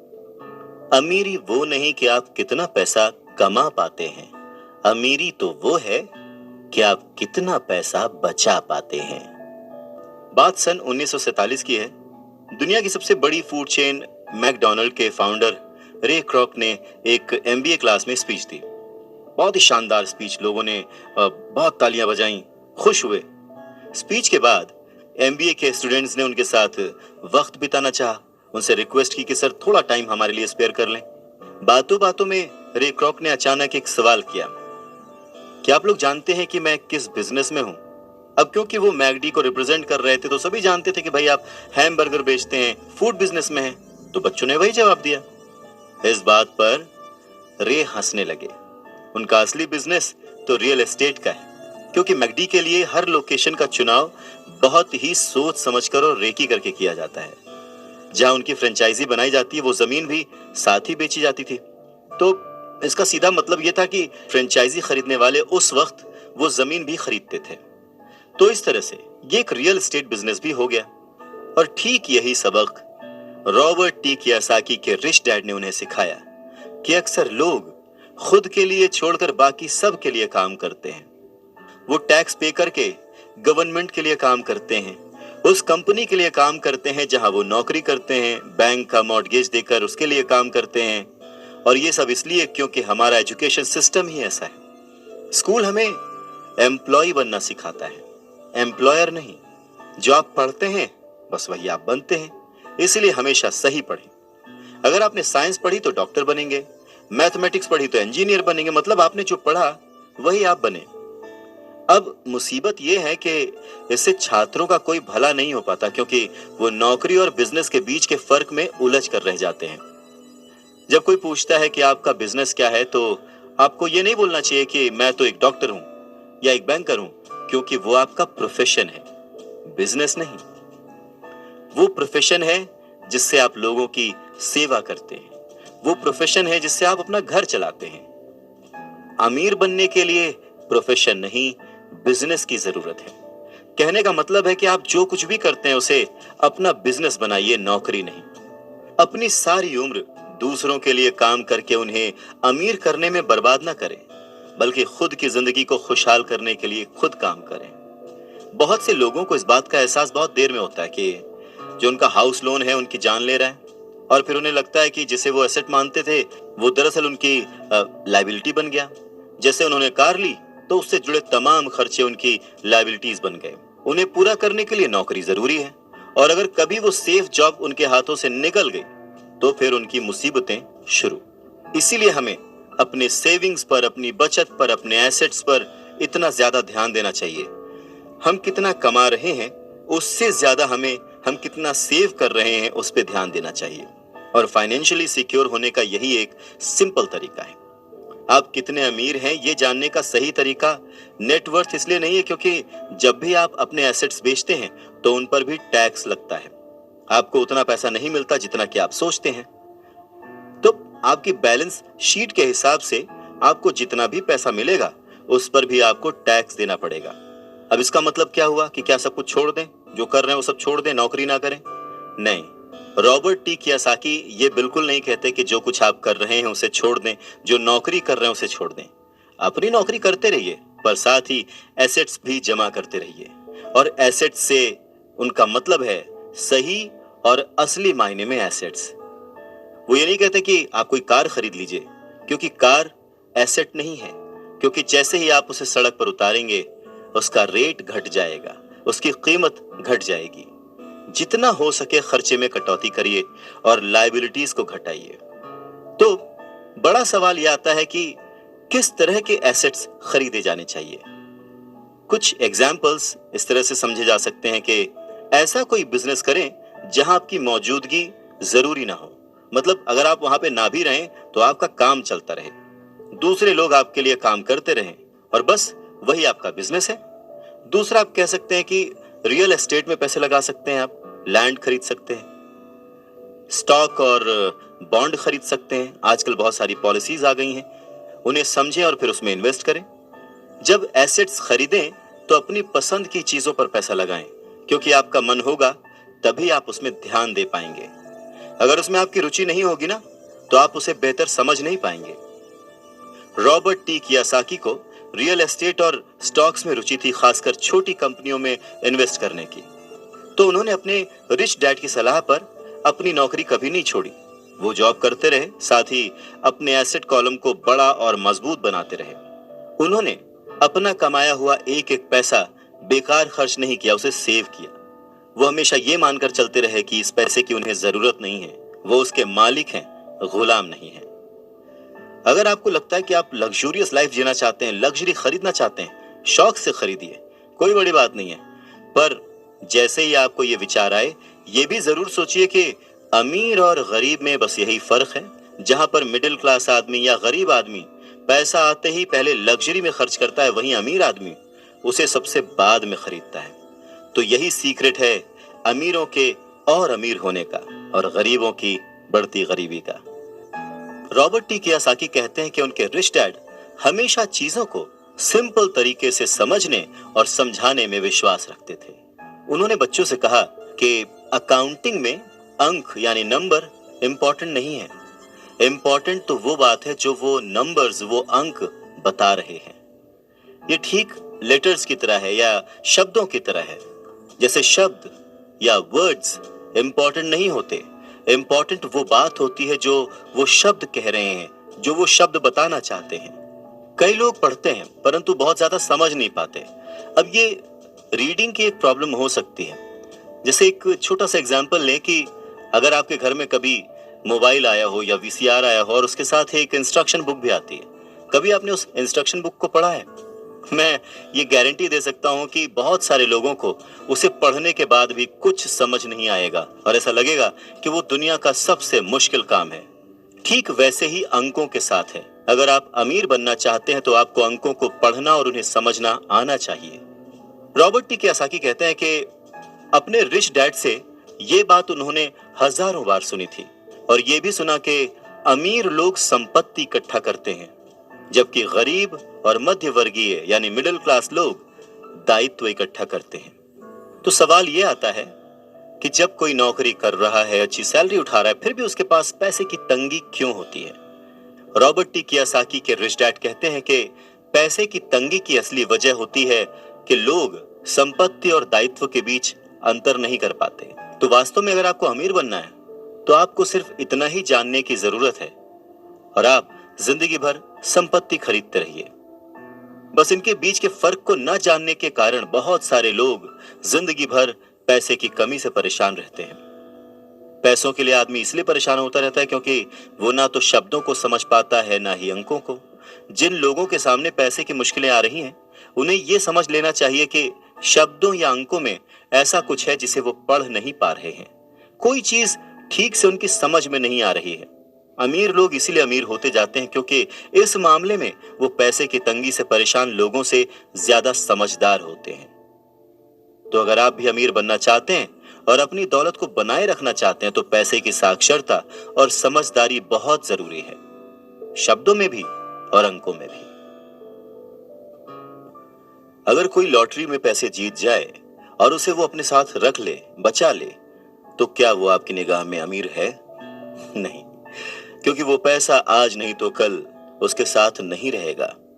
अमीरी एक सोच है, एक जीवन शैली है, एक नजरिया है और आपको हमेशा अमीर बने रहने के लिए अमीरों की तरह ही सोचना पड़ेगा, खुद को इंप्रूव करना पड़ेगा। और इसी बात को रॉबर्ट टी कियोसाकी के रिच डैड एक कहानी के माध्यम से उन्हें समझाते हैं। वो कहते हैं कि जापानी लोग 3 ताकतों को मानते थे, तलवार की ताकत, रत्नों की ताकत और दर्पण की ताकत। तलवार हथियारों की ताकत का प्रतीक थी। अमेरिका ने हथियारों पर खरबों डॉलर खर्च कर दिए और इसी कारण वो आज विश्व में सबसे ताकतवर देश है। दूसरी ताकत रत्न यानी के पैसे की ताकत का प्रतीक। इस कहावत में कुछ तो सच्चाई होगी। ये स्वर्णिम नियम याद रखो, जिसके पास स्वर्ण है वही नियम बनाता है। तीसरा, दर्पण, शीशा, आत्मज्ञान का प्रतीक है। जापानी कहानियों के अनुसार ये आत्मज्ञान बाकी दोनों ताकतों से ऊपर है। गरीब और मध्यम वर्गीय लोग अक्सर ही धन की ताकत से नियंत्रित होते हैं। वो सुबह सुबह उठते हैं और नौकरी करने के लिए भागम भाग मचा देते हैं, बिना खुद से ये पूछे कि क्या ऐसा करना समझदारी है। पैसे की समझ ना होने के कारण ज्यादातर लोग पैसे की डरावनी ताकत को ये इजाजत दे देते हैं कि वो उन्हें काबू में कर ले। पैसा उन्हें कंट्रोल करने लगता है। इस इश्यू को ठीक करने के लिए अगर वो दर्पण की ताकत का इस्तेमाल करते तो वो खुद से ये सवाल जरूर पूछते कि क्या ऐसा करना समझदारी है। बहुत बार हम अपनी अंदरूनी समझदारी पर भरोसा करने के बजाय भीड़ के साथ साथ चलने लगते हैं। कोई काम इसलिए करते हैं क्योंकि बाकी सब भी ऐसा कर रहे हैं। सवाल पूछने के बजाय हम नकल करने लगते हैं। अक्सर नासमझी के कारण वही दोहराने लगते हैं जो हमें सिखाया गया है। और इस तरह के विचार कि आपका घर आपका सबसे बड़ा एसेट है, आपका घर आपका सबसे बड़ा निवेश है, अगर आप ज्यादा कर्ज लेते हैं तो आपको टैक्स में ज्यादा छूट मिलेगी, अच्छी नौकरी, सुरक्षित नौकरी खोजो, गलतियां मत करो, वगैरह वगैरह। तो ऐसी चीजें हम भीड़ की बात सुनकर करने लग जाते हैं, खतरे नहीं उठाते। दूसरी जरूरी बात, ऐसा कहा जाता है कि ज्यादातर लोगों के लिए मौत से भी डरावनी चीज होती है भीड़ के सामने बोलना, उन्हें एड्रेस करना। मनोवैज्ञानिक कहते हैं कि बहुत सारे लोग कॉमन स्टेज पर बोलने से इसलिए डरते हैं क्योंकि उन्हें ये डर होता है कि कहीं उनकी बुराई होगी, लोग उनके ऊपर हंसेंगे, वो अकेले रह जाएंगे, लोग उनसे दूर हो जाएंगे। सबसे अलग होने का डर या अकेले रह जाने का डर ही वो सबसे बड़ा कारण है जिस वजह से बहुत सारे लोग अपनी समस्या, अपनी प्रॉब्लम्स को सॉल्व करने के नए नए तरीके नहीं ढूंढते, बस भीड़ के साथ चलते चले जाते हैं। इसीलिए रॉबर्ट टी कियोसाकी कहते हैं कि उनके रिच डैड की तरह ही उनके पुअर डैड ने भी उन्हें बहुत कुछ सिखाया है। और उनमें से एक जरूरी बात यह थी कि क्यों और किस तरह से जापानी लोग दर्पण की ताकत को, आईने की ताकत को सबसे ज्यादा इंपॉर्टेंस देते थे। क्योंकि जब इंसान आईने में खुद को देखता है तभी उसे सच्चाई का पता चलता है। और ज्यादातर लोग खतरा मत उठाओ इसलिए कहते हैं क्योंकि वो खुद से डरे हुए होते हैं। ये किसी भी चीज के बारे में कहा जा सकता है, जैसे खेल में, रिलेशनशिप्स में, करियर में, पैसों में, वगैरह वगैरह। और सबसे इंपॉर्टेंट बात यह कि आईने में देखकर आप खुद से झूठ बोल सकते हैं क्या? रॉबर्ट टी कियोसाकी इस बात का जिक्र यहां इसलिए करते हैं क्योंकि भीड़ के साथ चलने में और पड़ोसियों की नकल करने में, उनके ऐशो आराम की नकल करने में बहुत सारी दिक्कतें आती हैं। पैसों की समस्या पैदा हो जाती है। वो उनका तरीका है, वो उसे अफोर्ड कर सकते हैं, पर जब हम देखा देखी बिना सोचे समझे नकल करना शुरू कर देते हैं तो हम समस्याओं से घिर जाते हैं। और तब हमें जरूरत होती है आईने की, जो हमें यह बताए हमें क्या करना चाहिए। क्योंकि बेसिक रूल तो वही है, आप पैसे के गुलाम नहीं हैं। ऐसे काम करिए, ऐसे सोचिए, ऐसे बनिए कि पैसा आपका गुलाम हो, वो आपके लिए काम करे। अमीर बनने का मतलब ये नहीं होता कि आप इमोशनलेस हो जाए। अमीर बनने का ये मतलब नहीं होता कि आप अपने रिश्तों को छोड़ दें। अमीर बनने का ये मतलब नहीं होता कि 24 घंटे आप सिर्फ फायदा उठाने की बात सोचें। अमीरी तो एक सोच है। रॉबर्ट टी कियोसाकी बहुत ही खूबसूरत एक अपना इंसिडेंट शेयर करते हैं कि उनके जो पुअर डैड थे, जो कि एक स्कूल में पढ़ाते थे, उन्होंने बहुत मेहनत करके पाई पाई जोड़कर एक घर बनाया था जिसे वो हमेशा कहते थे कि ये मेरी संपत्ति है। रॉबर्ट टी कियोसाकी जब अपने रिच डैड की संगत में आए तब उन्होंने जाना कि संपत्ति और दायित्व में डिफरेंस क्या है, एसेट और लायबिलिटी में डिफरेंस क्या है। और तब वो हमेशा अपने डैड को बोलते, डैड ये जो आपने लिया है ये आपका एसेट नहीं, ये आपकी लायबिलिटी है। और इस बात पे वो दोनों घंटों बहस किया करते थे।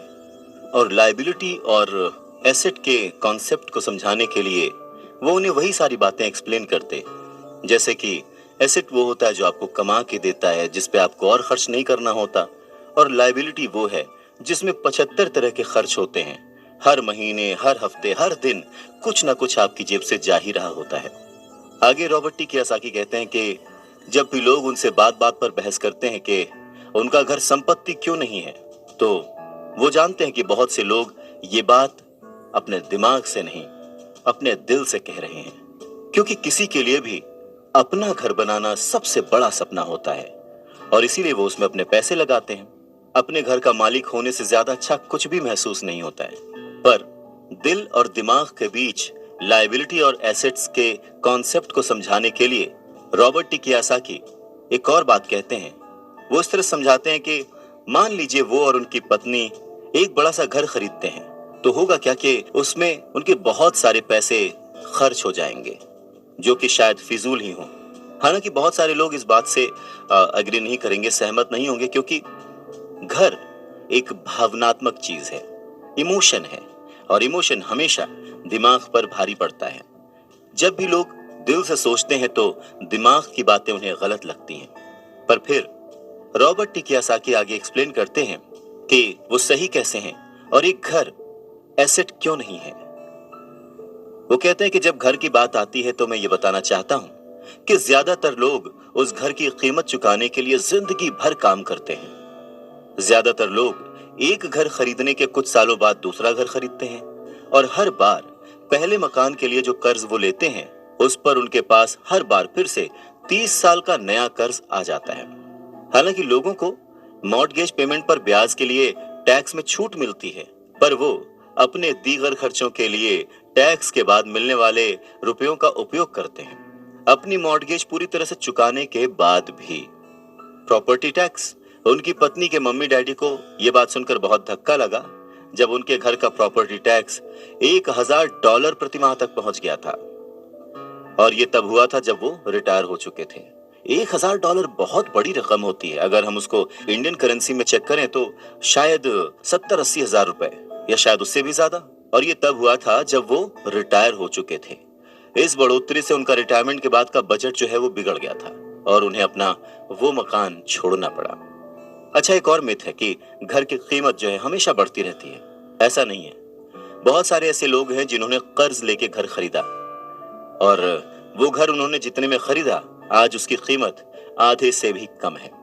इन सब नुकसानों से ऊपर सबसे बड़ा नुकसान क्या है पता है? आपका लिक्विड कैश। वो लिक्विड कैश जो कि किसी सही जगह पर लग सकता था, वो घर में फंस गया। अगर आपका सारा पैसा मकान में फंसा रहता है तो आपको ज्यादा कड़ी मेहनत करनी पड़ती है ताकि आपका खर्चा चलता रहे। इस दौरान आपकी संपत्ति वाले कॉलम में कोई बढ़ोतरी नहीं होती, मतलब आप और कोई एसेट नहीं बना पाते।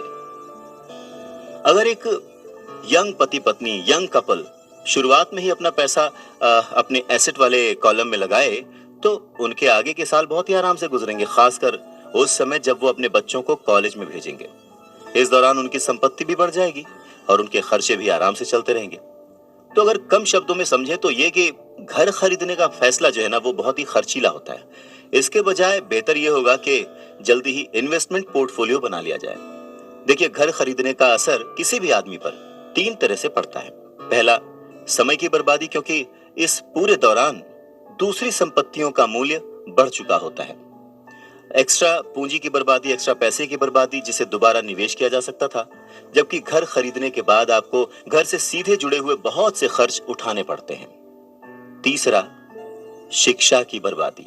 अक्सर ऐसा होता है कि लोग ये मानते हैं कि उनके जो एसेट्स वाले कॉलम में, संपत्ति वाले कॉलम में उनका घर, बचत और रिटायरमेंट प्लान आते हैं। अब क्योंकि उनके पास इन्वेस्ट करने के लिए पैसा नहीं है, इसलिए वो बिल्कुल भी इन्वेस्ट नहीं कर पाते। इस कारण उन्हें इन्वेस्टमेंट का अनुभव कभी मिल ही नहीं पाता। ज्यादातर लोग कभी एक समझदार इन्वेस्टर नहीं बन पाते और सबसे बढ़िया इन्वेस्टमेंट अक्सर सबसे पहले समझदार इन्वेस्टर्स को बेचे जाते हैं, जो बाद में उन्हें ज्यादा दामों पर सुरक्षित रहने वाले लोगों को बेचते हैं, उन लोगों को बेचते हैं जो रिस्क नहीं उठाना चाहते। तो रॉबर्ट टी कियोसाकी के जो पुअर डैड थे, जो कि बहुत ही पढ़े लिखे थे, उनका फाइनेंशियल स्टेटमेंट चूहा दौड़ में फंसे व्यक्ति का सबसे अच्छा उदाहरण है। नौकरी की, जिंदगी भर पाई पाई इकट्ठा की, घर खरीदा और उस घर का खर्च चलाने के लिए जिंदगी भर मेहनत करते रहे। उनके खर्च हमेशा उनकी आमदनी से ज्यादा होते थे। और यहाँ पर रॉबर्ट टी कियोसाकी एक बात बहुत अच्छे से समझाना चाहते हैं कि अगर आप इंडिपेंडेंट बनना चाहते हैं, अमीर बनना चाहते हैं, तो आपके खर्चे कभी भी आपकी आमदनी से ज्यादा नहीं होने चाहिए। रॉबर्ट टी कियोसाकी कहते हैं कि आज की कर्जदार सोसाइटी 2 बातें मानती है। पहली ये कि खुद का एक घर होना चाहिए, दूसरी ये कि अगर सैलरी बढ़ गई है तो फिर एक ज्यादा बड़ा घर खरीद सकते हैं। पर ऐसी सोच, ऐसी स्ट्रैटेजी की वजह से परिवार ज्यादा कर्ज में फंस जाता है। लोग बुरी तरह से पैसों की तंगी का सामना करने लगते हैं। वो लोग अपनी जॉब्स में बहुत अच्छी सैलरी उठा रहे होते हैं, लेकिन इस सोच की वजह से वो सेविंग नहीं कर पाते। इसे हाई रिस्क लिविंग या जोखिम भरी जीवन शैली कह सकते हैं। और इसका कारण छोटा सा है, ऐसे लोगों में पैसे की समझ ना होना, पैसे को कैसे मैनेज करते हैं ये पता ना होना। 90s के दशक में जॉब्स में बहुत ज्यादा गिरावट आई थी, रिसेशन आया था, और तब ये बात पता चली कि जो मिडिल क्लास है वो पैसे के मामले में कितना सुरक्षित है। तब से लेकर आज तक बहुत कुछ बदला है। अच्छी बात यह है कि आज लोग ज्यादा अवेयर्ड हैं। उन्होंने सही जगहों पर इन्वेस्ट करना शुरू कर दिया। और म्यूचुअल फंड में लोगों ने ज्यादा इन्वेस्ट इसलिए किया क्योंकि उन्हें लगता है कि वो ज्यादा सुरक्षित है। औसत म्यूचुअल फंड खरीदने वाले आदमी नौकरी में, टैक्स और मॉर्गेज चुकाने में, अपने बच्चों की कॉलेज की फीस देने के लिए पैसे बचाने में, अपना क्रेडिट कार्ड का हिसाब साफ करने में बहुत ज्यादा बिजी रहते हैं। इतना उनके पास वक्त नहीं होता कि वो ये आर्ट सीख लें कि किस तरह से म्यूचुअल फंड लिया जाए या किस तरह से इन्वेस्ट किया जाए। तो फिर वो क्या करते हैं? फिर वो किसी दूसरे को हायर करते हैं उसकी काबिलियत पर भरोसा करते हैं और वो जैसा कहता जाता है वो ऐसा करते जाते हैं। क्योंकि जो पढ़ा लिखा मिडिल क्लास वर्ग है जो कि पैसे को संभालना नहीं जानता, वो हमेशा यही सोचता है जोखिम मत उठाओ, सुरक्षित रहो। और असली प्रॉब्लम यही है कि पैसे की समझ ना होने के कारण लोग खतरों का सामना करते हैं। उनके सेफ रहने के पीछे की इच्छा, यानी हमें कुछ ना हो, उसके पीछे का असल कारण यह होता है कि उनके पास पैसे की तंगी होती है। उनकी जो बैलेंस शीट होती है उसमें खर्चे ज्यादा होते हैं, इनकम कम होती है। या यूं कहें कि उनकी संपत्ति वाला यानी एसेट वाला कॉलम खाली रहता है तो कोई गलत बात नहीं होगी। और जब सचमुच जिंदगी में वो once in a life time वाला मौका आता है ना, तो ये लोग उस मौके का फायदा नहीं उठा पाते क्योंकि इनके पास पैसे ही नहीं होते इन्वेस्ट करने के लिए। अगर पैसे की समझ आपको है तो आप थोड़ा थोड़ा निवेश करके बूंद बूंद से सागर भर के अमीर हो सकते हैं। आप सूझबूझ के साथ सही जगह पर इन्वेस्टमेंट करके अपने 5,000 रुपए को 10 लाख रुपयों में कन्वर्ट कर सकते हैं। पर प्रॉब्लम सोच की है। ये जो गरीब वर्ग या मिडिल क्लास जो वर्ग है वो ऐसे इन्वेस्टमेंट्स को बहुत ही जोखिम भरा मानता है, पर वो ये नहीं जानता कि प्रॉब्लम इन्वेस्टमेंट में नहीं है, प्रॉब्लम उनकी सोच में है, उनकी नासमझी में है। वो ये नहीं जानते कि पैसा कहां लगाना है। वो हमेशा अपने पैसों की जिम्मेदारी दूसरों पर लाद देते हैं और उसके लिए खर्च भी करते हैं। तो अगर आप भी दूसरों की तरह सोचते हैं, घर को एक एसेट समझते हैं, इन्वेस्टमेंट करने से डरते हैं, सेफ रहना चाहते हैं, तो ये समझना जरूरी है कि आप किसी के लिए काम करते हैं। सैलरी पर काम करने वाले बहुत ज्यादा लोग मालिक को या फिर अपने शेयर होल्डर्स को अमीर बना रहे होते हैं। एक्चुअली वो उनके लिए काम कर रहे होते हैं। आपकी कोशिशें, मेहनत और सफलता से दरअसल आप नहीं सफल होते, आपका मालिक सफल होता है और उसे उसके रिटायरमेंट के लिए मदद मिल रही होती है। अच्छा, दूसरा, आप सरकार के लिए काम करते हैं। आप समझ सकते हैं कि जब आप काम करते हैं, पैसे कमाते हैं, तो उसका एक हिस्सा टैक्स के रूप में सरकार को जाता है। तीसरा, अगर आपके पास घर है जिसे आप अपना एसेट मानते हैं, जो कि दरअसल एक लायबिलिटी है, तो आप बैंक्स के लिए काम करते हैं। क्यों? क्योंकि आपने उन घरों के ऊपर लोन ले रखा है और वो लोन चुकाने के लिए, क्रेडिट कार्ड का कर्ज चुकाने के लिए आप दिन रात मेहनत करते हैं।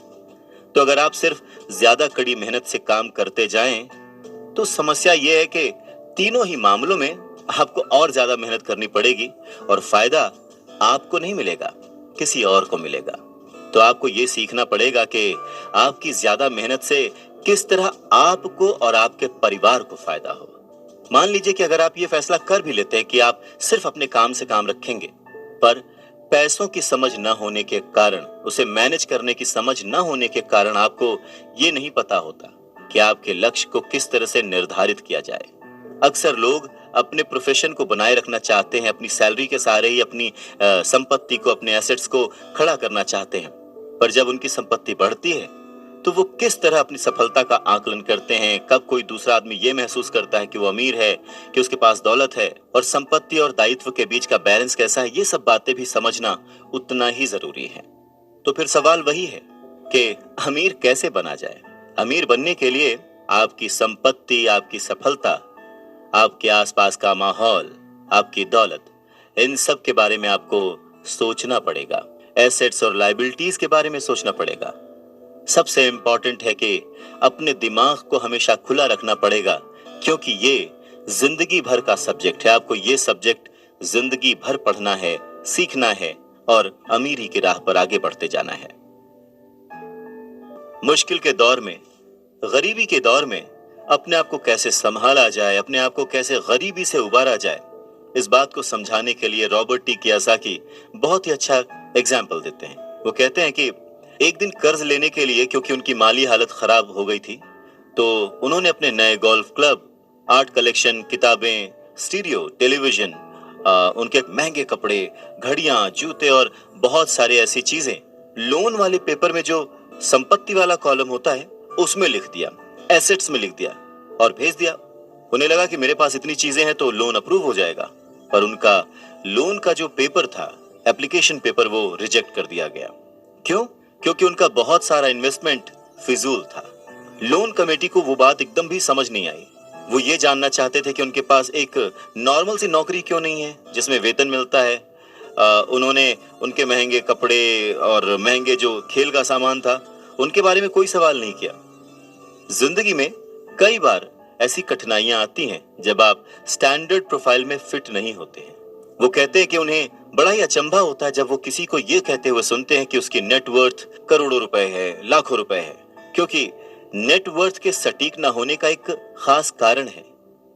वो ये कि जिस पल आप अपनी संपत्तियों को, एसेट्स को बेचना शुरू करते हैं ना, उनका प्राइस, उनका रेट, उनका दाम बहुत कम हो चुका होता है। ऊपर से उन पर आपको टैक्स भी चुकाना पड़ता है और इतनी सारी चीजें आपको पैसे के संकट में डाल देती हैं, गरीबी में फंसा देती हैं। पैसा इकट्ठा करने के लिए वो अपनी प्रॉपर्टीज बेचते हैं, एसेट्स बेचते हैं। पहले तो वो अपनी पर्सनल प्रॉपर्टीज बेचते हैं जो कि सच कहें तो बहुत ही कम बिकती हैं, और अगर बिकती भी हैं तो उस पर टैक्स होता है। तो इस तरह से एक बार फिर से सरकार फायदे में से अपना हिस्सा ले लेती है, बैंक अपना हिस्सा ले लेता है, और जो काम कर रहा होता है वो कर्ज में डूब जाता है। तो सीख यही है कि इन सारी चीजों में फंसने के बजाय अपने काम से काम रखिए। जो कर रहे हैं वो करते चलिए, कुछ भी छोड़िए नहीं। पर हाँ, थोड़ी एक्स्ट्रा मेहनत करके, थोड़ी एक्स्ट्रा समझदारी से, फाइनेंशियल लिटरेसी से पैसों को यूज करने का, पैसों को इन्वेस्ट करने का हुनर सीखिए। थोड़ा थोड़ा करके एसेट्स बनाते जाइए। पर हाँ, ऐसी चीजों को खरीदने से बचिए जिनकी कीमत एक बार घर लाने पर कम हो जाती है, क्योंकि ये चीजें कभी भी एसेट्स नहीं हो सकती। गरीबी से बचने का एक दूसरा तरीका यह है कि अपने खर्च कम कर लें, अपनी रिस्पॉन्सिबिलिटीज को और घटा लें और मेहनत ज्यादा करना शुरू कर दें जिससे इनकम ज्यादा हो। अब बहुत सारे लोगों को इस बात में कंफ्यूजन हो सकती है कि सही जगह निवेश करने का क्या मतलब है, सही इन्वेस्टमेंट क्या है। तो रॉबर्ट टी कियोसाकी कहते हैं कि ऐसा काम करें जिसमें आपकी मौजूदगी की जरूरत ना हो। स्टॉक्स, बॉन्ड खरीदें, म्यूचुअल फंड खरीदें, आमदनी देने वाले रियल एस्टेट में खर्च करें, अपने आप को ग्रूम करने में पैसे खर्च करें, एजुकेशन में जैसे कि म्यूजिक, लिखना, पेटेंट, स्पोर्ट्स और ऐसी हर चीज जो कीमती है जिसे खरीदने के बाद आपको पैसे मिलते हैं, ना कि आपको उसमें पैसे लगाने पड़ते हैं, उस हर चीज में आप इन्वेस्ट कर सकते हैं। सबसे जरूरी बात, आप जहां भी इन्वेस्ट करते हैं हमेशा ध्यान रखें कि उस इन्वेस्टमेंट से आपको प्यार हो। जैसे कि रॉबर्ट टी कियोसाकी को इमारतों से और जमीन से प्यार था, तो उन्होंने बहुत सारा इन्वेस्टमेंट रियल एस्टेट में किया। जब पैसे खर्च ही नहीं करने हैं तो फिर कमाएं क्यों, और ऐसी अमीरी का क्या फायदा? ये सवाल हम सभी के मन में आ सकता है। इस बात पर रॉबर्ट टी कियोसाकी कहते हैं कि यह सिर्फ सोच का अंतर है। जो अमीर आदमी होता है वो भी ये चीजें खरीदता है, वो विलासिता की चीजें खरीदता है, लेकिन सबसे बाद में। पहले वो ये देखता है कि क्या करने से उसे फायदा हो सकता है और किस चीज की उसे सबसे ज्यादा जरूरत है। वही उल्टा जो मिडिल क्लास आदमी है या गरीब आदमी है, वो थोड़ा सा पैसा आने पर भी सबसे पहले वो अपने शौक पूरे करता है। घर, हीरे, ज्वेलरी, गाड़ियां, कुछ भी खरीद लेता है। अमीर आदमियों के पास भी ये सब होता है, पर फर्क सिर्फ इतना है कि वो उधार के दलदल में नहीं फंसते।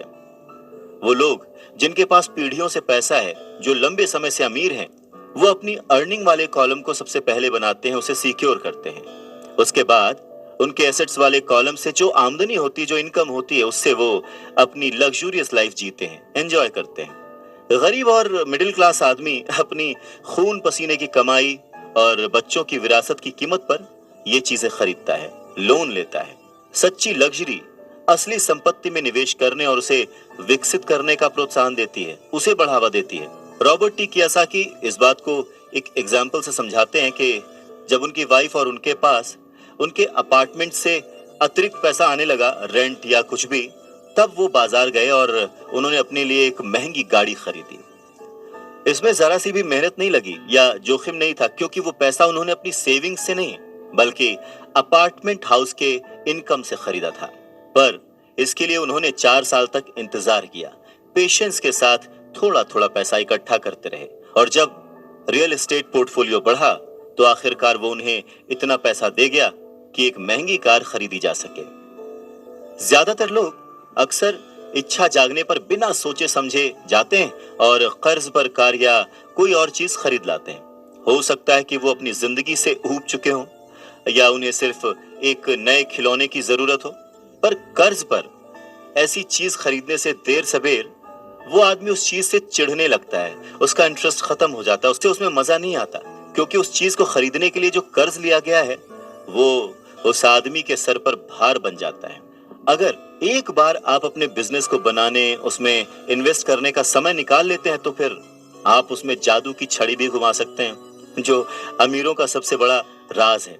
और ये राज अमीरों को भीड़ से अलग रखता है, या यूं कहें कि भीड़ से आगे रखता है।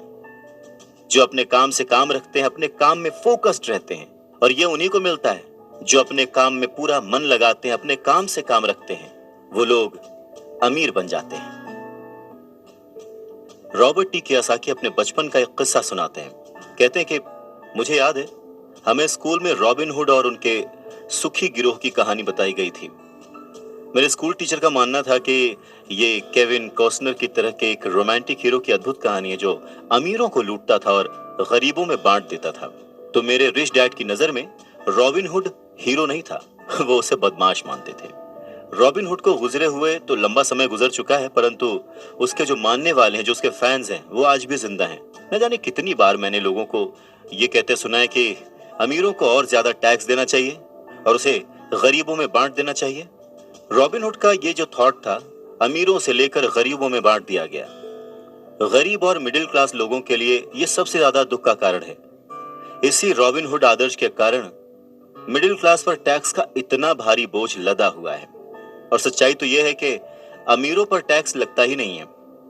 गरीबों की भलाई के लिए जो पैसा लगता है वो मिडिल क्लास से आता है, खासकर पढ़े लिखे और ऊंची आमदनी वाले मिडिल क्लास से। और टैक्स के बारे में अगर हम पूरी तरह से समझना चाहें तो हमें थोड़ा सा इतिहास में, हिस्ट्री में जाना पड़ेगा। रॉबर्ट टी कियोसाकी बताते हैं कि उनके रिच डैड ने बताया था कि इंग्लैंड और अमेरिका में पहले कोई टैक्स नहीं लगते थे।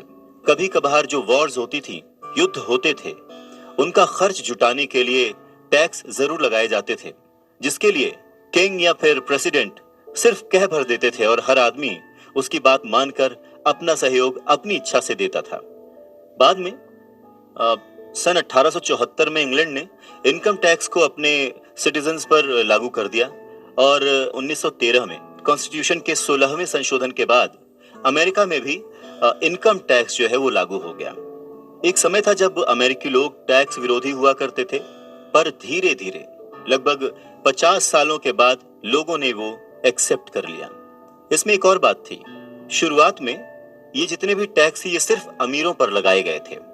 तो रिच डैडी चाहते थे कि माइक और वो इस बात को न भूलें, और उन्होंने ये बात साफ कर दी थी कि टैक्स का जो थॉट है वो लोकप्रिय बना ही इसीलिए कि लोगों को लगता था कि इससे अमीरों को सजा दी जाती है और मिडिल क्लास और गरीबों को मदद मिलती है।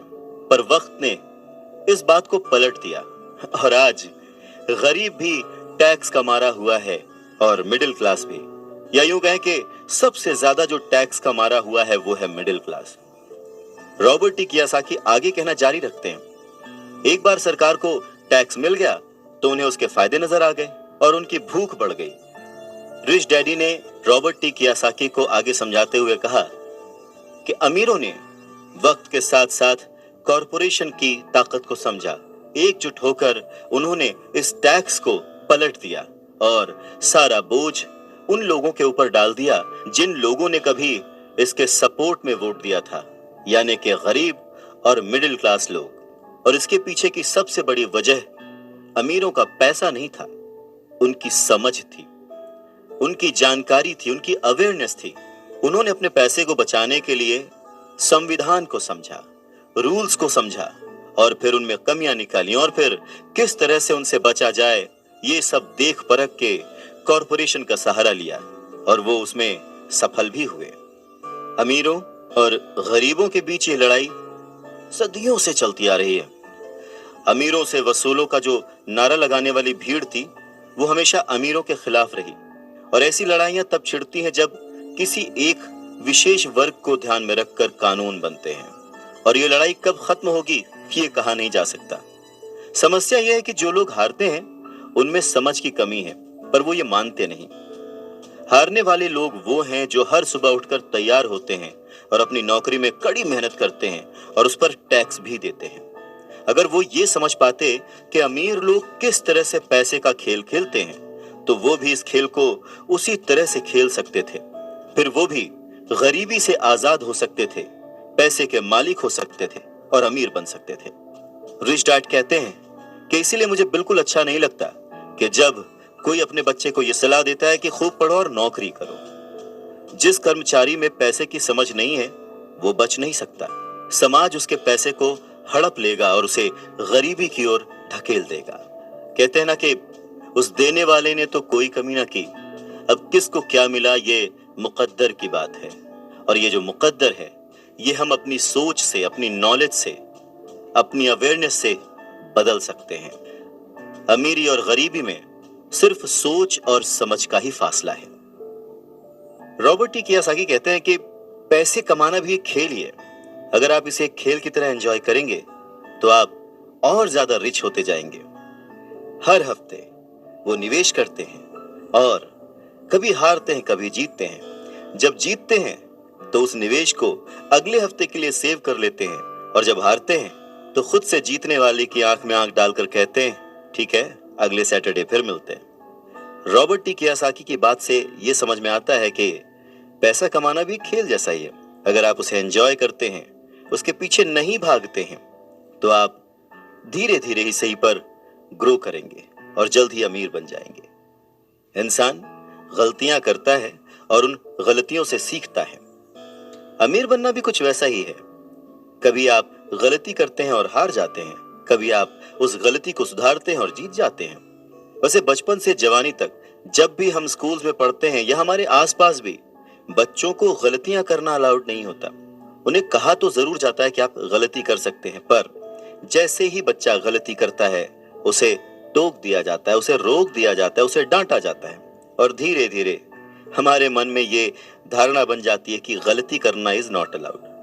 पर अगर देखा जाए, हम इंसान गलती करके ही सीखते हैं। हमने आज तक जो कुछ भी अचीव किया है अपनी गलतियों से अचीव किया है। इसी बात को आगे बढ़ाते हुए रॉबर्ट टी कियोसाकी कहते हैं कि इन्वेस्टर्स दो तरह के होते हैं। पहले वो जो नॉर्मल इन्वेस्टर्स होते हैं, जो एक पैकेज में निवेश करते हैं, रिटेल आउटलेट में फोन करते हैं जैसे एक रियल एस्टेट कंपनी या स्टॉक ब्रोकर या फाइनेंशियल प्लानर को, और फिर वो कुछ छोटा छोटा खरीद लेते हैं। ये एक म्यूचुअल फंड, स्टॉक या बॉन्ड हो सकता है। ये निवेश का एक अच्छा और साफ सुथरा तरीका है और आसान भी है। ये उसी तरह की खरीदारी हो गई जैसे कि कोई कस्टमर कंप्यूटर स्टोर में जाकर शेल्फ पर रखे कंप्यूटर को खरीद ले। वहीं दूसरी तरह के जो इन्वेस्टर्स होते हैं वो अपने इन्वेस्टमेंट को बनाते हैं। वो किसी दूसरे से नहीं खरीदते, वो अपना इन्वेस्टमेंट खुद बनाते हैं। इस तरह के इन्वेस्टर्स आमतौर पर अपने सौदों को असेंबल करते हैं, जिस तरह कंप्यूटर इंजीनियर कंप्यूटर के पुर्जों को असेंबल करते हैं। वो अलग अलग जगहों से सस्ते पार्ट्स लाते हैं और उन पार्ट से एक पूरा कंप्यूटर असेंबल करते हैं जो कि उन्हें बहुत सस्ता पड़ता है, और फिर वो उसे महंगे दामों में बेच देते हैं। ठीक उसी तरह से जो दूसरा निवेशक है वो आर्थिक अवसरों के पुर्जों को अच्छी तरह से ऑब्जर्व करता है। ठीक इसी तरह से जो दूसरा इन्वेस्टर है वो समय को पहचानता है और मौके की नजाकत को देखते हुए, अपने कमर्शियल फायदे को देखते हुए चीजों को इस्तेमाल करता है। और जो दूसरे किस्म का इन्वेस्टर है सच में वही प्रोफेशनल इन्वेस्टर होता है। अमीर बनने की राह में, रिच बनने की राह में ये जानना बहुत जरूरी है कि किस समय पर क्या एक्शन लिया जाए जिससे आपकी किस्मत बदल जाए और आपको नुकसान भी ना हो। अगर आप दूसरे किस्म के इन्वेस्टर बनना चाहते हैं तो आपको खास तौर से इन 3 क्वालिटीज को अपने अंदर इंप्रूव करना होगा, क्योंकि फाइनेंशियल इंटेलिजेंस के अलावा इन क्वालिटीज की भी जरूरत होती है। पहला, किस तरह ऐसे मौके को खोजें जो दूसरों को दिखाई नहीं देता। दूसरे लोग अपनी आंखों से उस मौके को नहीं देख पाते, पर आप अपने दिमाग से और अपने एक्सपीरियंस से उन मौकों को देख सकते हैं।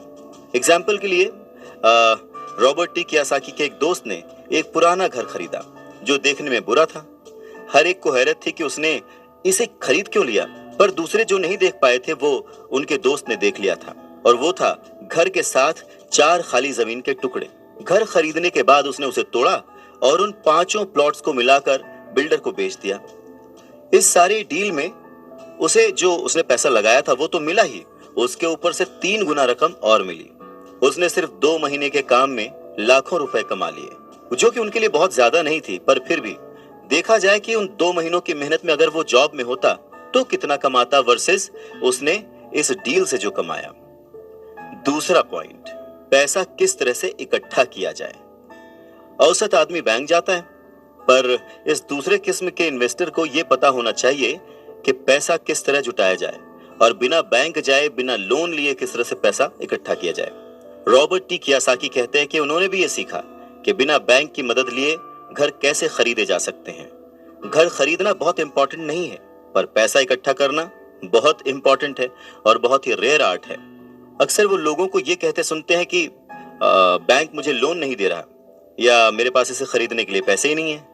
अगर आप दूसरे किस्म के इन्वेस्टर बनना चाहते हैं तो आपको ये सीखने की जरूरत है, क्योंकि ज्यादातर लोग सिर्फ इसीलिए सौदे नहीं कर पाते क्योंकि उनके पास पैसा ही नहीं होता। तो अगर आप इस प्रॉब्लम को पार कर सकते हैं तो आप एक सच्चे इन्वेस्टर हो सकते हैं और बहुत प्रॉफिट कमा सकते हैं। तीसरा पॉइंट, किस तरह से स्मार्ट लोगों को इकट्ठा किया जाए। ऐसे लोग बहुत समझदार होते हैं जो या तो अपने से ज्यादा समझदार लोगों के साथ काम करते हैं या फिर उन्हें अपने साथ काम पर रख लेते हैं। जब भी आपको सलाह की जरूरत होगी ना, तो यही समझदार लोग आपके सलाहकार का काम करेंगे। तो सीखने के लिए बहुत कुछ है, पर हाँ, अगर आपने मन लगाकर सीखा तो आपको उसके फायदे भी बहुत मिलेंगे। पर हाँ, अगर आपके अंदर इतनी इच्छा नहीं है, आप इतना टाइम नहीं दे सकते, आप उतने अमीर नहीं बनना चाहते, तो फिर आपको पहले किस्म का ही इन्वेस्टर बने रहना चाहिए। आप तो जानते हैं वही आपकी सबसे बड़ी पूंजी है। आप जो नहीं जानते वही आपका सबसे बड़ा जोखिम है। जोखिम तो हमेशा रहता है, इसीलिए इससे बचने के बजाय इसे मैनेज करना सीखें, तभी आप तरक्की कर पाएंगे और अमीर बन पाएंगे। अवसर पहचानना किसी भी इन्वेस्टर की सबसे बड़ी क्वालिटी होती है। फाइनेंशियल बुद्धि का मतलब है ज्यादा विकल्प होना। अगर अवसर आपके सामने आ ही नहीं रहे हैं तो फिर आप अपनी गरीबी को सुधारने के लिए और क्या कर सकते हैं। अगर कोई अवसर आपकी झोली में आकर गिर जाए पर आपके पास पैसा ही नहीं है और आप उसमें इन्वेस्ट ही नहीं कर सकते, ऊपर से बैंक वाले आपको उधार नहीं दे रहे, आप पैसे का कहीं से इंतजाम नहीं कर पा रहे, तो फिर उस मौके का आप फायदा कैसे उठा सकते हैं। मान लीजिए अगर आपका अनुमान जो है वो गलत हो जाए और अगर आप जिसकी उम्मीद करते हैं वो नहीं हो, तो फिर आप क्या करेंगे। कैसे एक छोटी सी चीज को लाखों में बेचेंगे। अगर ये करना आपको आता है तो इसे ही कहते हैं फाइनेंशियल बुद्धि, यानी फाइनेंशियल इंटेलिजेंस। ज्यादा मतलब नहीं इस बात से।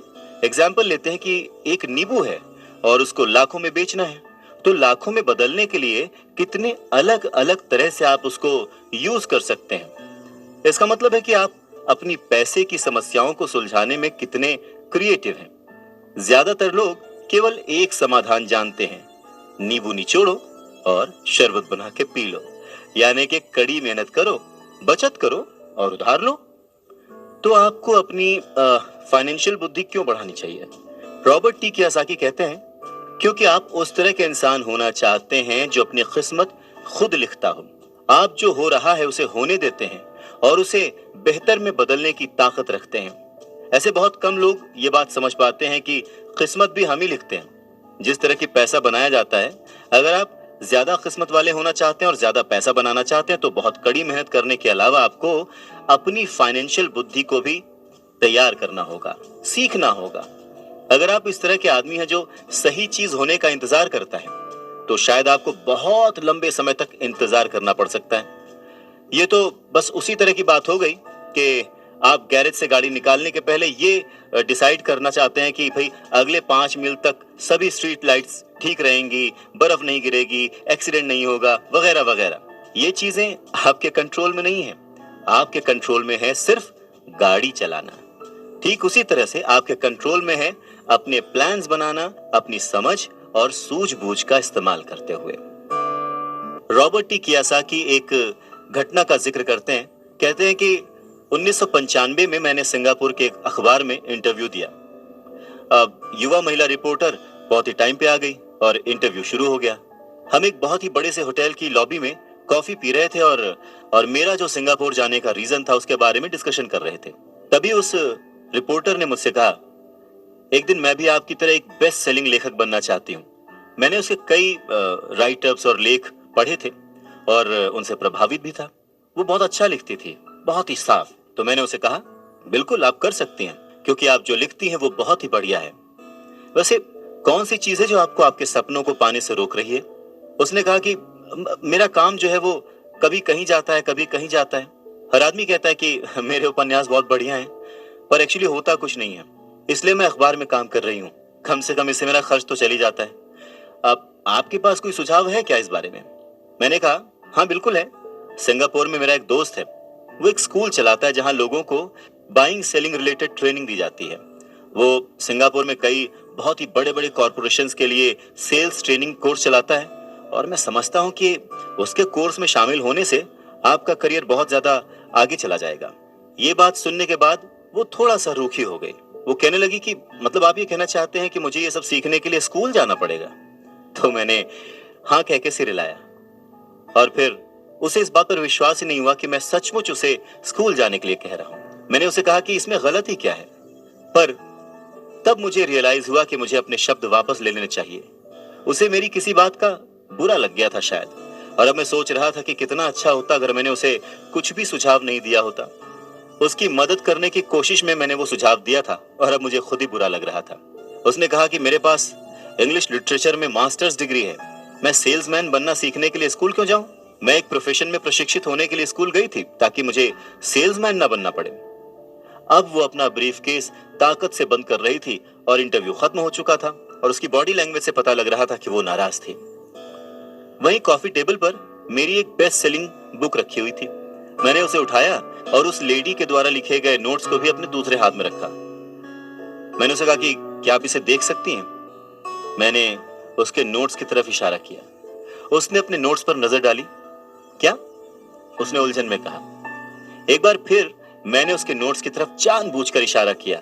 एक बार फिर मैंने उसके नोट्स की तरफ जानबूझकर इशारा किया, जिस पर उसने लिखा था रॉबर्ट कियोसाकी, बेस्ट सेलिंग लेखक।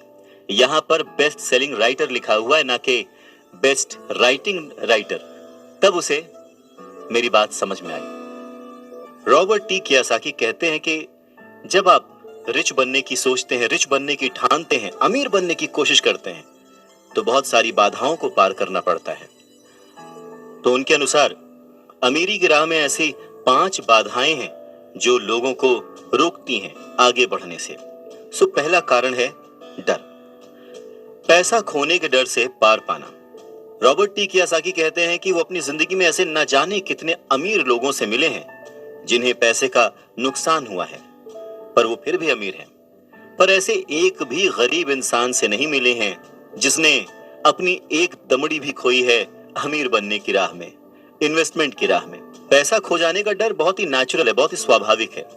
ये हर इंसान को होता है, अमीरों को भी होता है, गरीबों को भी होता है। पर प्रॉब्लम डर नहीं है, प्रॉब्लम है कि आप इस डर का सामना किस तरह से करते हैं। पैसा खोने के बाद की स्थिति से, उसकी सिचुएशन से किस तरह से बाहर आते हैं, आप अपनी असफलताओं को किस तरह से ट्रीट करते हैं, ये आपकी लाइफ में बहुत इंपॉर्टेंट है। ये आपकी लाइफ में केवल पैसे के बारे में नहीं है, बल्कि हर चीज के बारे में है। एक अमीर आदमी और एक गरीब आदमी के बीच का जो अंतर होता है वो बस यही होता है कि अमीर आदमी अपने डर से किस तरह से जीतता है और गरीब आदमी अपने डर से किस तरह से हार जाता है। लोगों के पैसा खोने का डर ठीक वैसा ही है जैसे कि मोटरसाइकिल से गिरने पर चोट लगने का डर। उस चोट लगने के डर से ज्यादा एक्साइटमेंट आपको उस बाइक को चलाने का होता है और उसी एक्साइटमेंट में, उसी खुशी में आप बाइक चलाना सीख लेते हैं। ठीक वैसे ही पैसे के खोने के डर से ज्यादा उसे अर्न करने की खुशी अगर आपको हो तो आप धीरे धीरे प्लान्ड वे में एसेट्स पर ध्यान देंगे, उन्हें खरीदेंगे और एक वक्त पर अमीर बन जाएंगे। रॉबर्ट टी कियोसाकी कहते हैं कि पैसा मेरे लिए काम करे और मैं पैसे के लिए काम ना करूं। मेरा ये पहला सबक दरअसल ताकत के बारे में है। अगर आप पैसे के लिए काम करते हैं तो आप ताकत को अपने बॉस के हाथ में दे देते हैं, या आप जिसके लिए काम कर रहे होते हैं आप अपनी आजादी उसके हाथ में दे देते हैं। अगर आपका पैसा आपके लिए काम करता है तो आप अपने पैसे के, अपने काम के, अपनी जिंदगी के खुद मालिक होते हैं। एक बार हमें हमारे लिए काम करने वाले पैसे की ताकत का ज्ञान हो जाए, फिर हमें पैसे के लिहाज से स्मार्ट हो जाना चाहिए और हमें डराने वाले लोगों से निपटने के लिए रास्ते ढूंढ लेने चाहिए। पर ऐसा करने के लिए आपको कानून की समझ होनी चाहिए, अपने आसपास की समझ होनी चाहिए, मार्केट में क्या चल रहा है इस बात की समझ होनी चाहिए और सिस्टम कैसे काम करता है इसकी भी समझ होनी चाहिए। अगर आप अवेयर नहीं हैं, मतलब नॉलेजेबल नहीं है, अज्ञानी हैं, आप केयरलेस हैं, अपनी चीजों को समझना नहीं चाहते, तो आपको बड़ी आसानी से डराया और हराया जा सकता है। अगर आप जानते हैं कि आप क्या बात कर रहे हैं और मुसीबत कैसी है और उसे कैसे सॉल्व किया जाए, तो आपको आसानी से डराया नहीं जा सकता। रॉबर्ट कियोसाकी के रिच डैडी हमेशा उन्हें यह कहा करते थे कि स्मार्ट बनो, ताकि तुम्हें कोई भी कहीं से भी आके धक्का ना दे जाए। और उन्होंने अपनी जिंदगी में बस इसी उसूल को अपनाया था। वो कानून जानते थे क्योंकि वो कानून का आदर करते थे। वो कानून जानते थे क्योंकि कानून न जानना बहुत महंगा साबित हो सकता था। अगर आप जानते हैं कि आप सही हैं, तो आप किसी से भी उलझने से नहीं डरेंगे। आप किसी के भी सामने अपनी बात रखने से नहीं डरेंगे, चाहे आपका मुकाबला विश्व के सबसे ताकतवर आदमी से ही क्यों ना हो। तो रॉबर्ट टी कियोसाकी के जो पुअर डैड थे, वो हमेशा उन्हें मोटिवेट करते थे कि वो कुछ भी करके एक अच्छी सी नौकरी कर लें, कॉर्पोरेशन में किसी ऊंचे पद पर चले जाएं। और यही बात जब रॉबर्ट टी कियोसाकी ने अपने रिच डैड से शेयर की, तो वो हंसे और उन्होंने कहा कि उस कॉर्पोरेट लैडर पर चढ़ने की बजाय क्यों ना उसका मालिक ही बन जाया जाए। बचपन में रॉबर्ट टी कियोसाकी को यह समझ नहीं आया था कि कॉर्पोरेशन के मालिक होने से रिच डैड का क्या मतलब था। पर मुद्दे की बात यह है कि अगर रॉबर्ट टी कियोसाकी के रिच डैड नहीं होते, तो वो अपने पुअर डैड की बात मानकर किसी जगह नौकरी कर रहे होते। उनके रिच डैड ने बार बार याद दिलाया कि भीड़ के साथ चलने की जरूरत नहीं है, अपनी सोच रखो, अपनी समझ रखो और फिर अपनी जिंदगी की दिशा खुद तय करो। रॉबर्ट टी कियोसाकी अपनी कहानी कहते हैं कि जब तक मैं 25 साल का हुआ, तब तक मेरे रिच डैड की सलाह मुझे समझ नहीं आती थी। उन्होंने कुछ दिन पहले ही मरीन कॉर्प्स छोड़ी थी और जेरोक्स कंपनी के लिए काम कर रहे थे। वहां उन्हें बहुत पैसा मिल रहा था, पर बार बार अपनी तनख्वाह को चेक करते थे और हमेशा निराश होते थे। टैक्स इतना ज्यादा कटता था कि उन्हें और ज्यादा काम करना पड़ता था अपनी जरूरतों को पूरा करने के लिए। धीरे धीरे वो सफल होने लगे, सक्सेसफुल होने लगे। तो उनके जो बॉसेस थे, उन्होंने उनको प्रमोशन दी और सैलरी बढ़ा दी। उन्हें ये बात सुनकर बहुत अच्छा लगा और जैसे ही उन्होंने अपनी ये बात अपने रिच डैड से शेयर की, तो उन्होंने कहा, अच्छा, तो तुम्हारे बॉस अमीर बन रहे हैं, तुम्हारी कंपनी अमीर बन रही है, तुम किसके लिए काम कर रहे हो, तुम किसे अमीर बना रहे हो। तो बस 1974 में जेरोक्स के एक कर्मचारी के रूप में ही उन्होंने अपना पहला कॉर्पोरेशन बनाया और अपने काम से काम रखना शुरू कर दिया। पहले से ही उन्होंने संपत्ति वाले कॉलम में कुछ चीजें लिख रखी थी और खरीद रखी थी, पर अब उन्होंने ये ठान लिया था कि उन्हें और ज्यादा बढ़ाना है, उन्हें अपने एसेट्स और बढ़ाने हैं और अपनी लायबिलिटीज को और कम करना है। जैसे जैसे वक्त बीतता गया, जैसे जैसे रॉबर्ट टी कियोसाकी पैसे को समझते गए, इसके गणित को समझते गए, इसके व्यवहार को समझते गए, उन्हें अपने रिच डैडी की सलाह समझ में आने लगी। एक बार उन्होंने अपने काम से काम रखने की ठान ली और अपनी संपत्तियां, अपने एसेट्स बढ़ाने शुरू कर दिए और एक बेहतरीन कर्मचारी बन गए। उनके पास अब एक लक्ष्य था। वो सुबह जल्दी जाते थे, मेहनत से काम करते थे, ज्यादा से ज्यादा पैसे कमाते थे और अपने रियल एस्टेट में इन्वेस्ट करते थे। और वो दौर भी ऐसा था कि उस समय नई नई चीजें, नए नए डेवलपमेंट्स हो रहे थे जिसमें संभावनाएं तलाश की जा सकती थी। तो उन्होंने जेरोक्स मशीनें बेची। जितनी ज्यादा वो मशीनें बेचते, उन्हें उतना ही ज्यादा फायदा होता, लेकिन वो फायदा उनकी जेब में नहीं जाता, वो फायदा जाता कंपनी को और रॉबर्ट टी कियोसाकी की जेब से कटता था टैक्स। ये बहुत ही मोटिवेशनल था। इस सिचुएशन में लोग हताश हो जाते हैं, पर रॉबर्ट टी कियोसाकी ने इसको पॉजिटिवली लिया और वो इस नौकरी के जाल से बाहर निकल आए।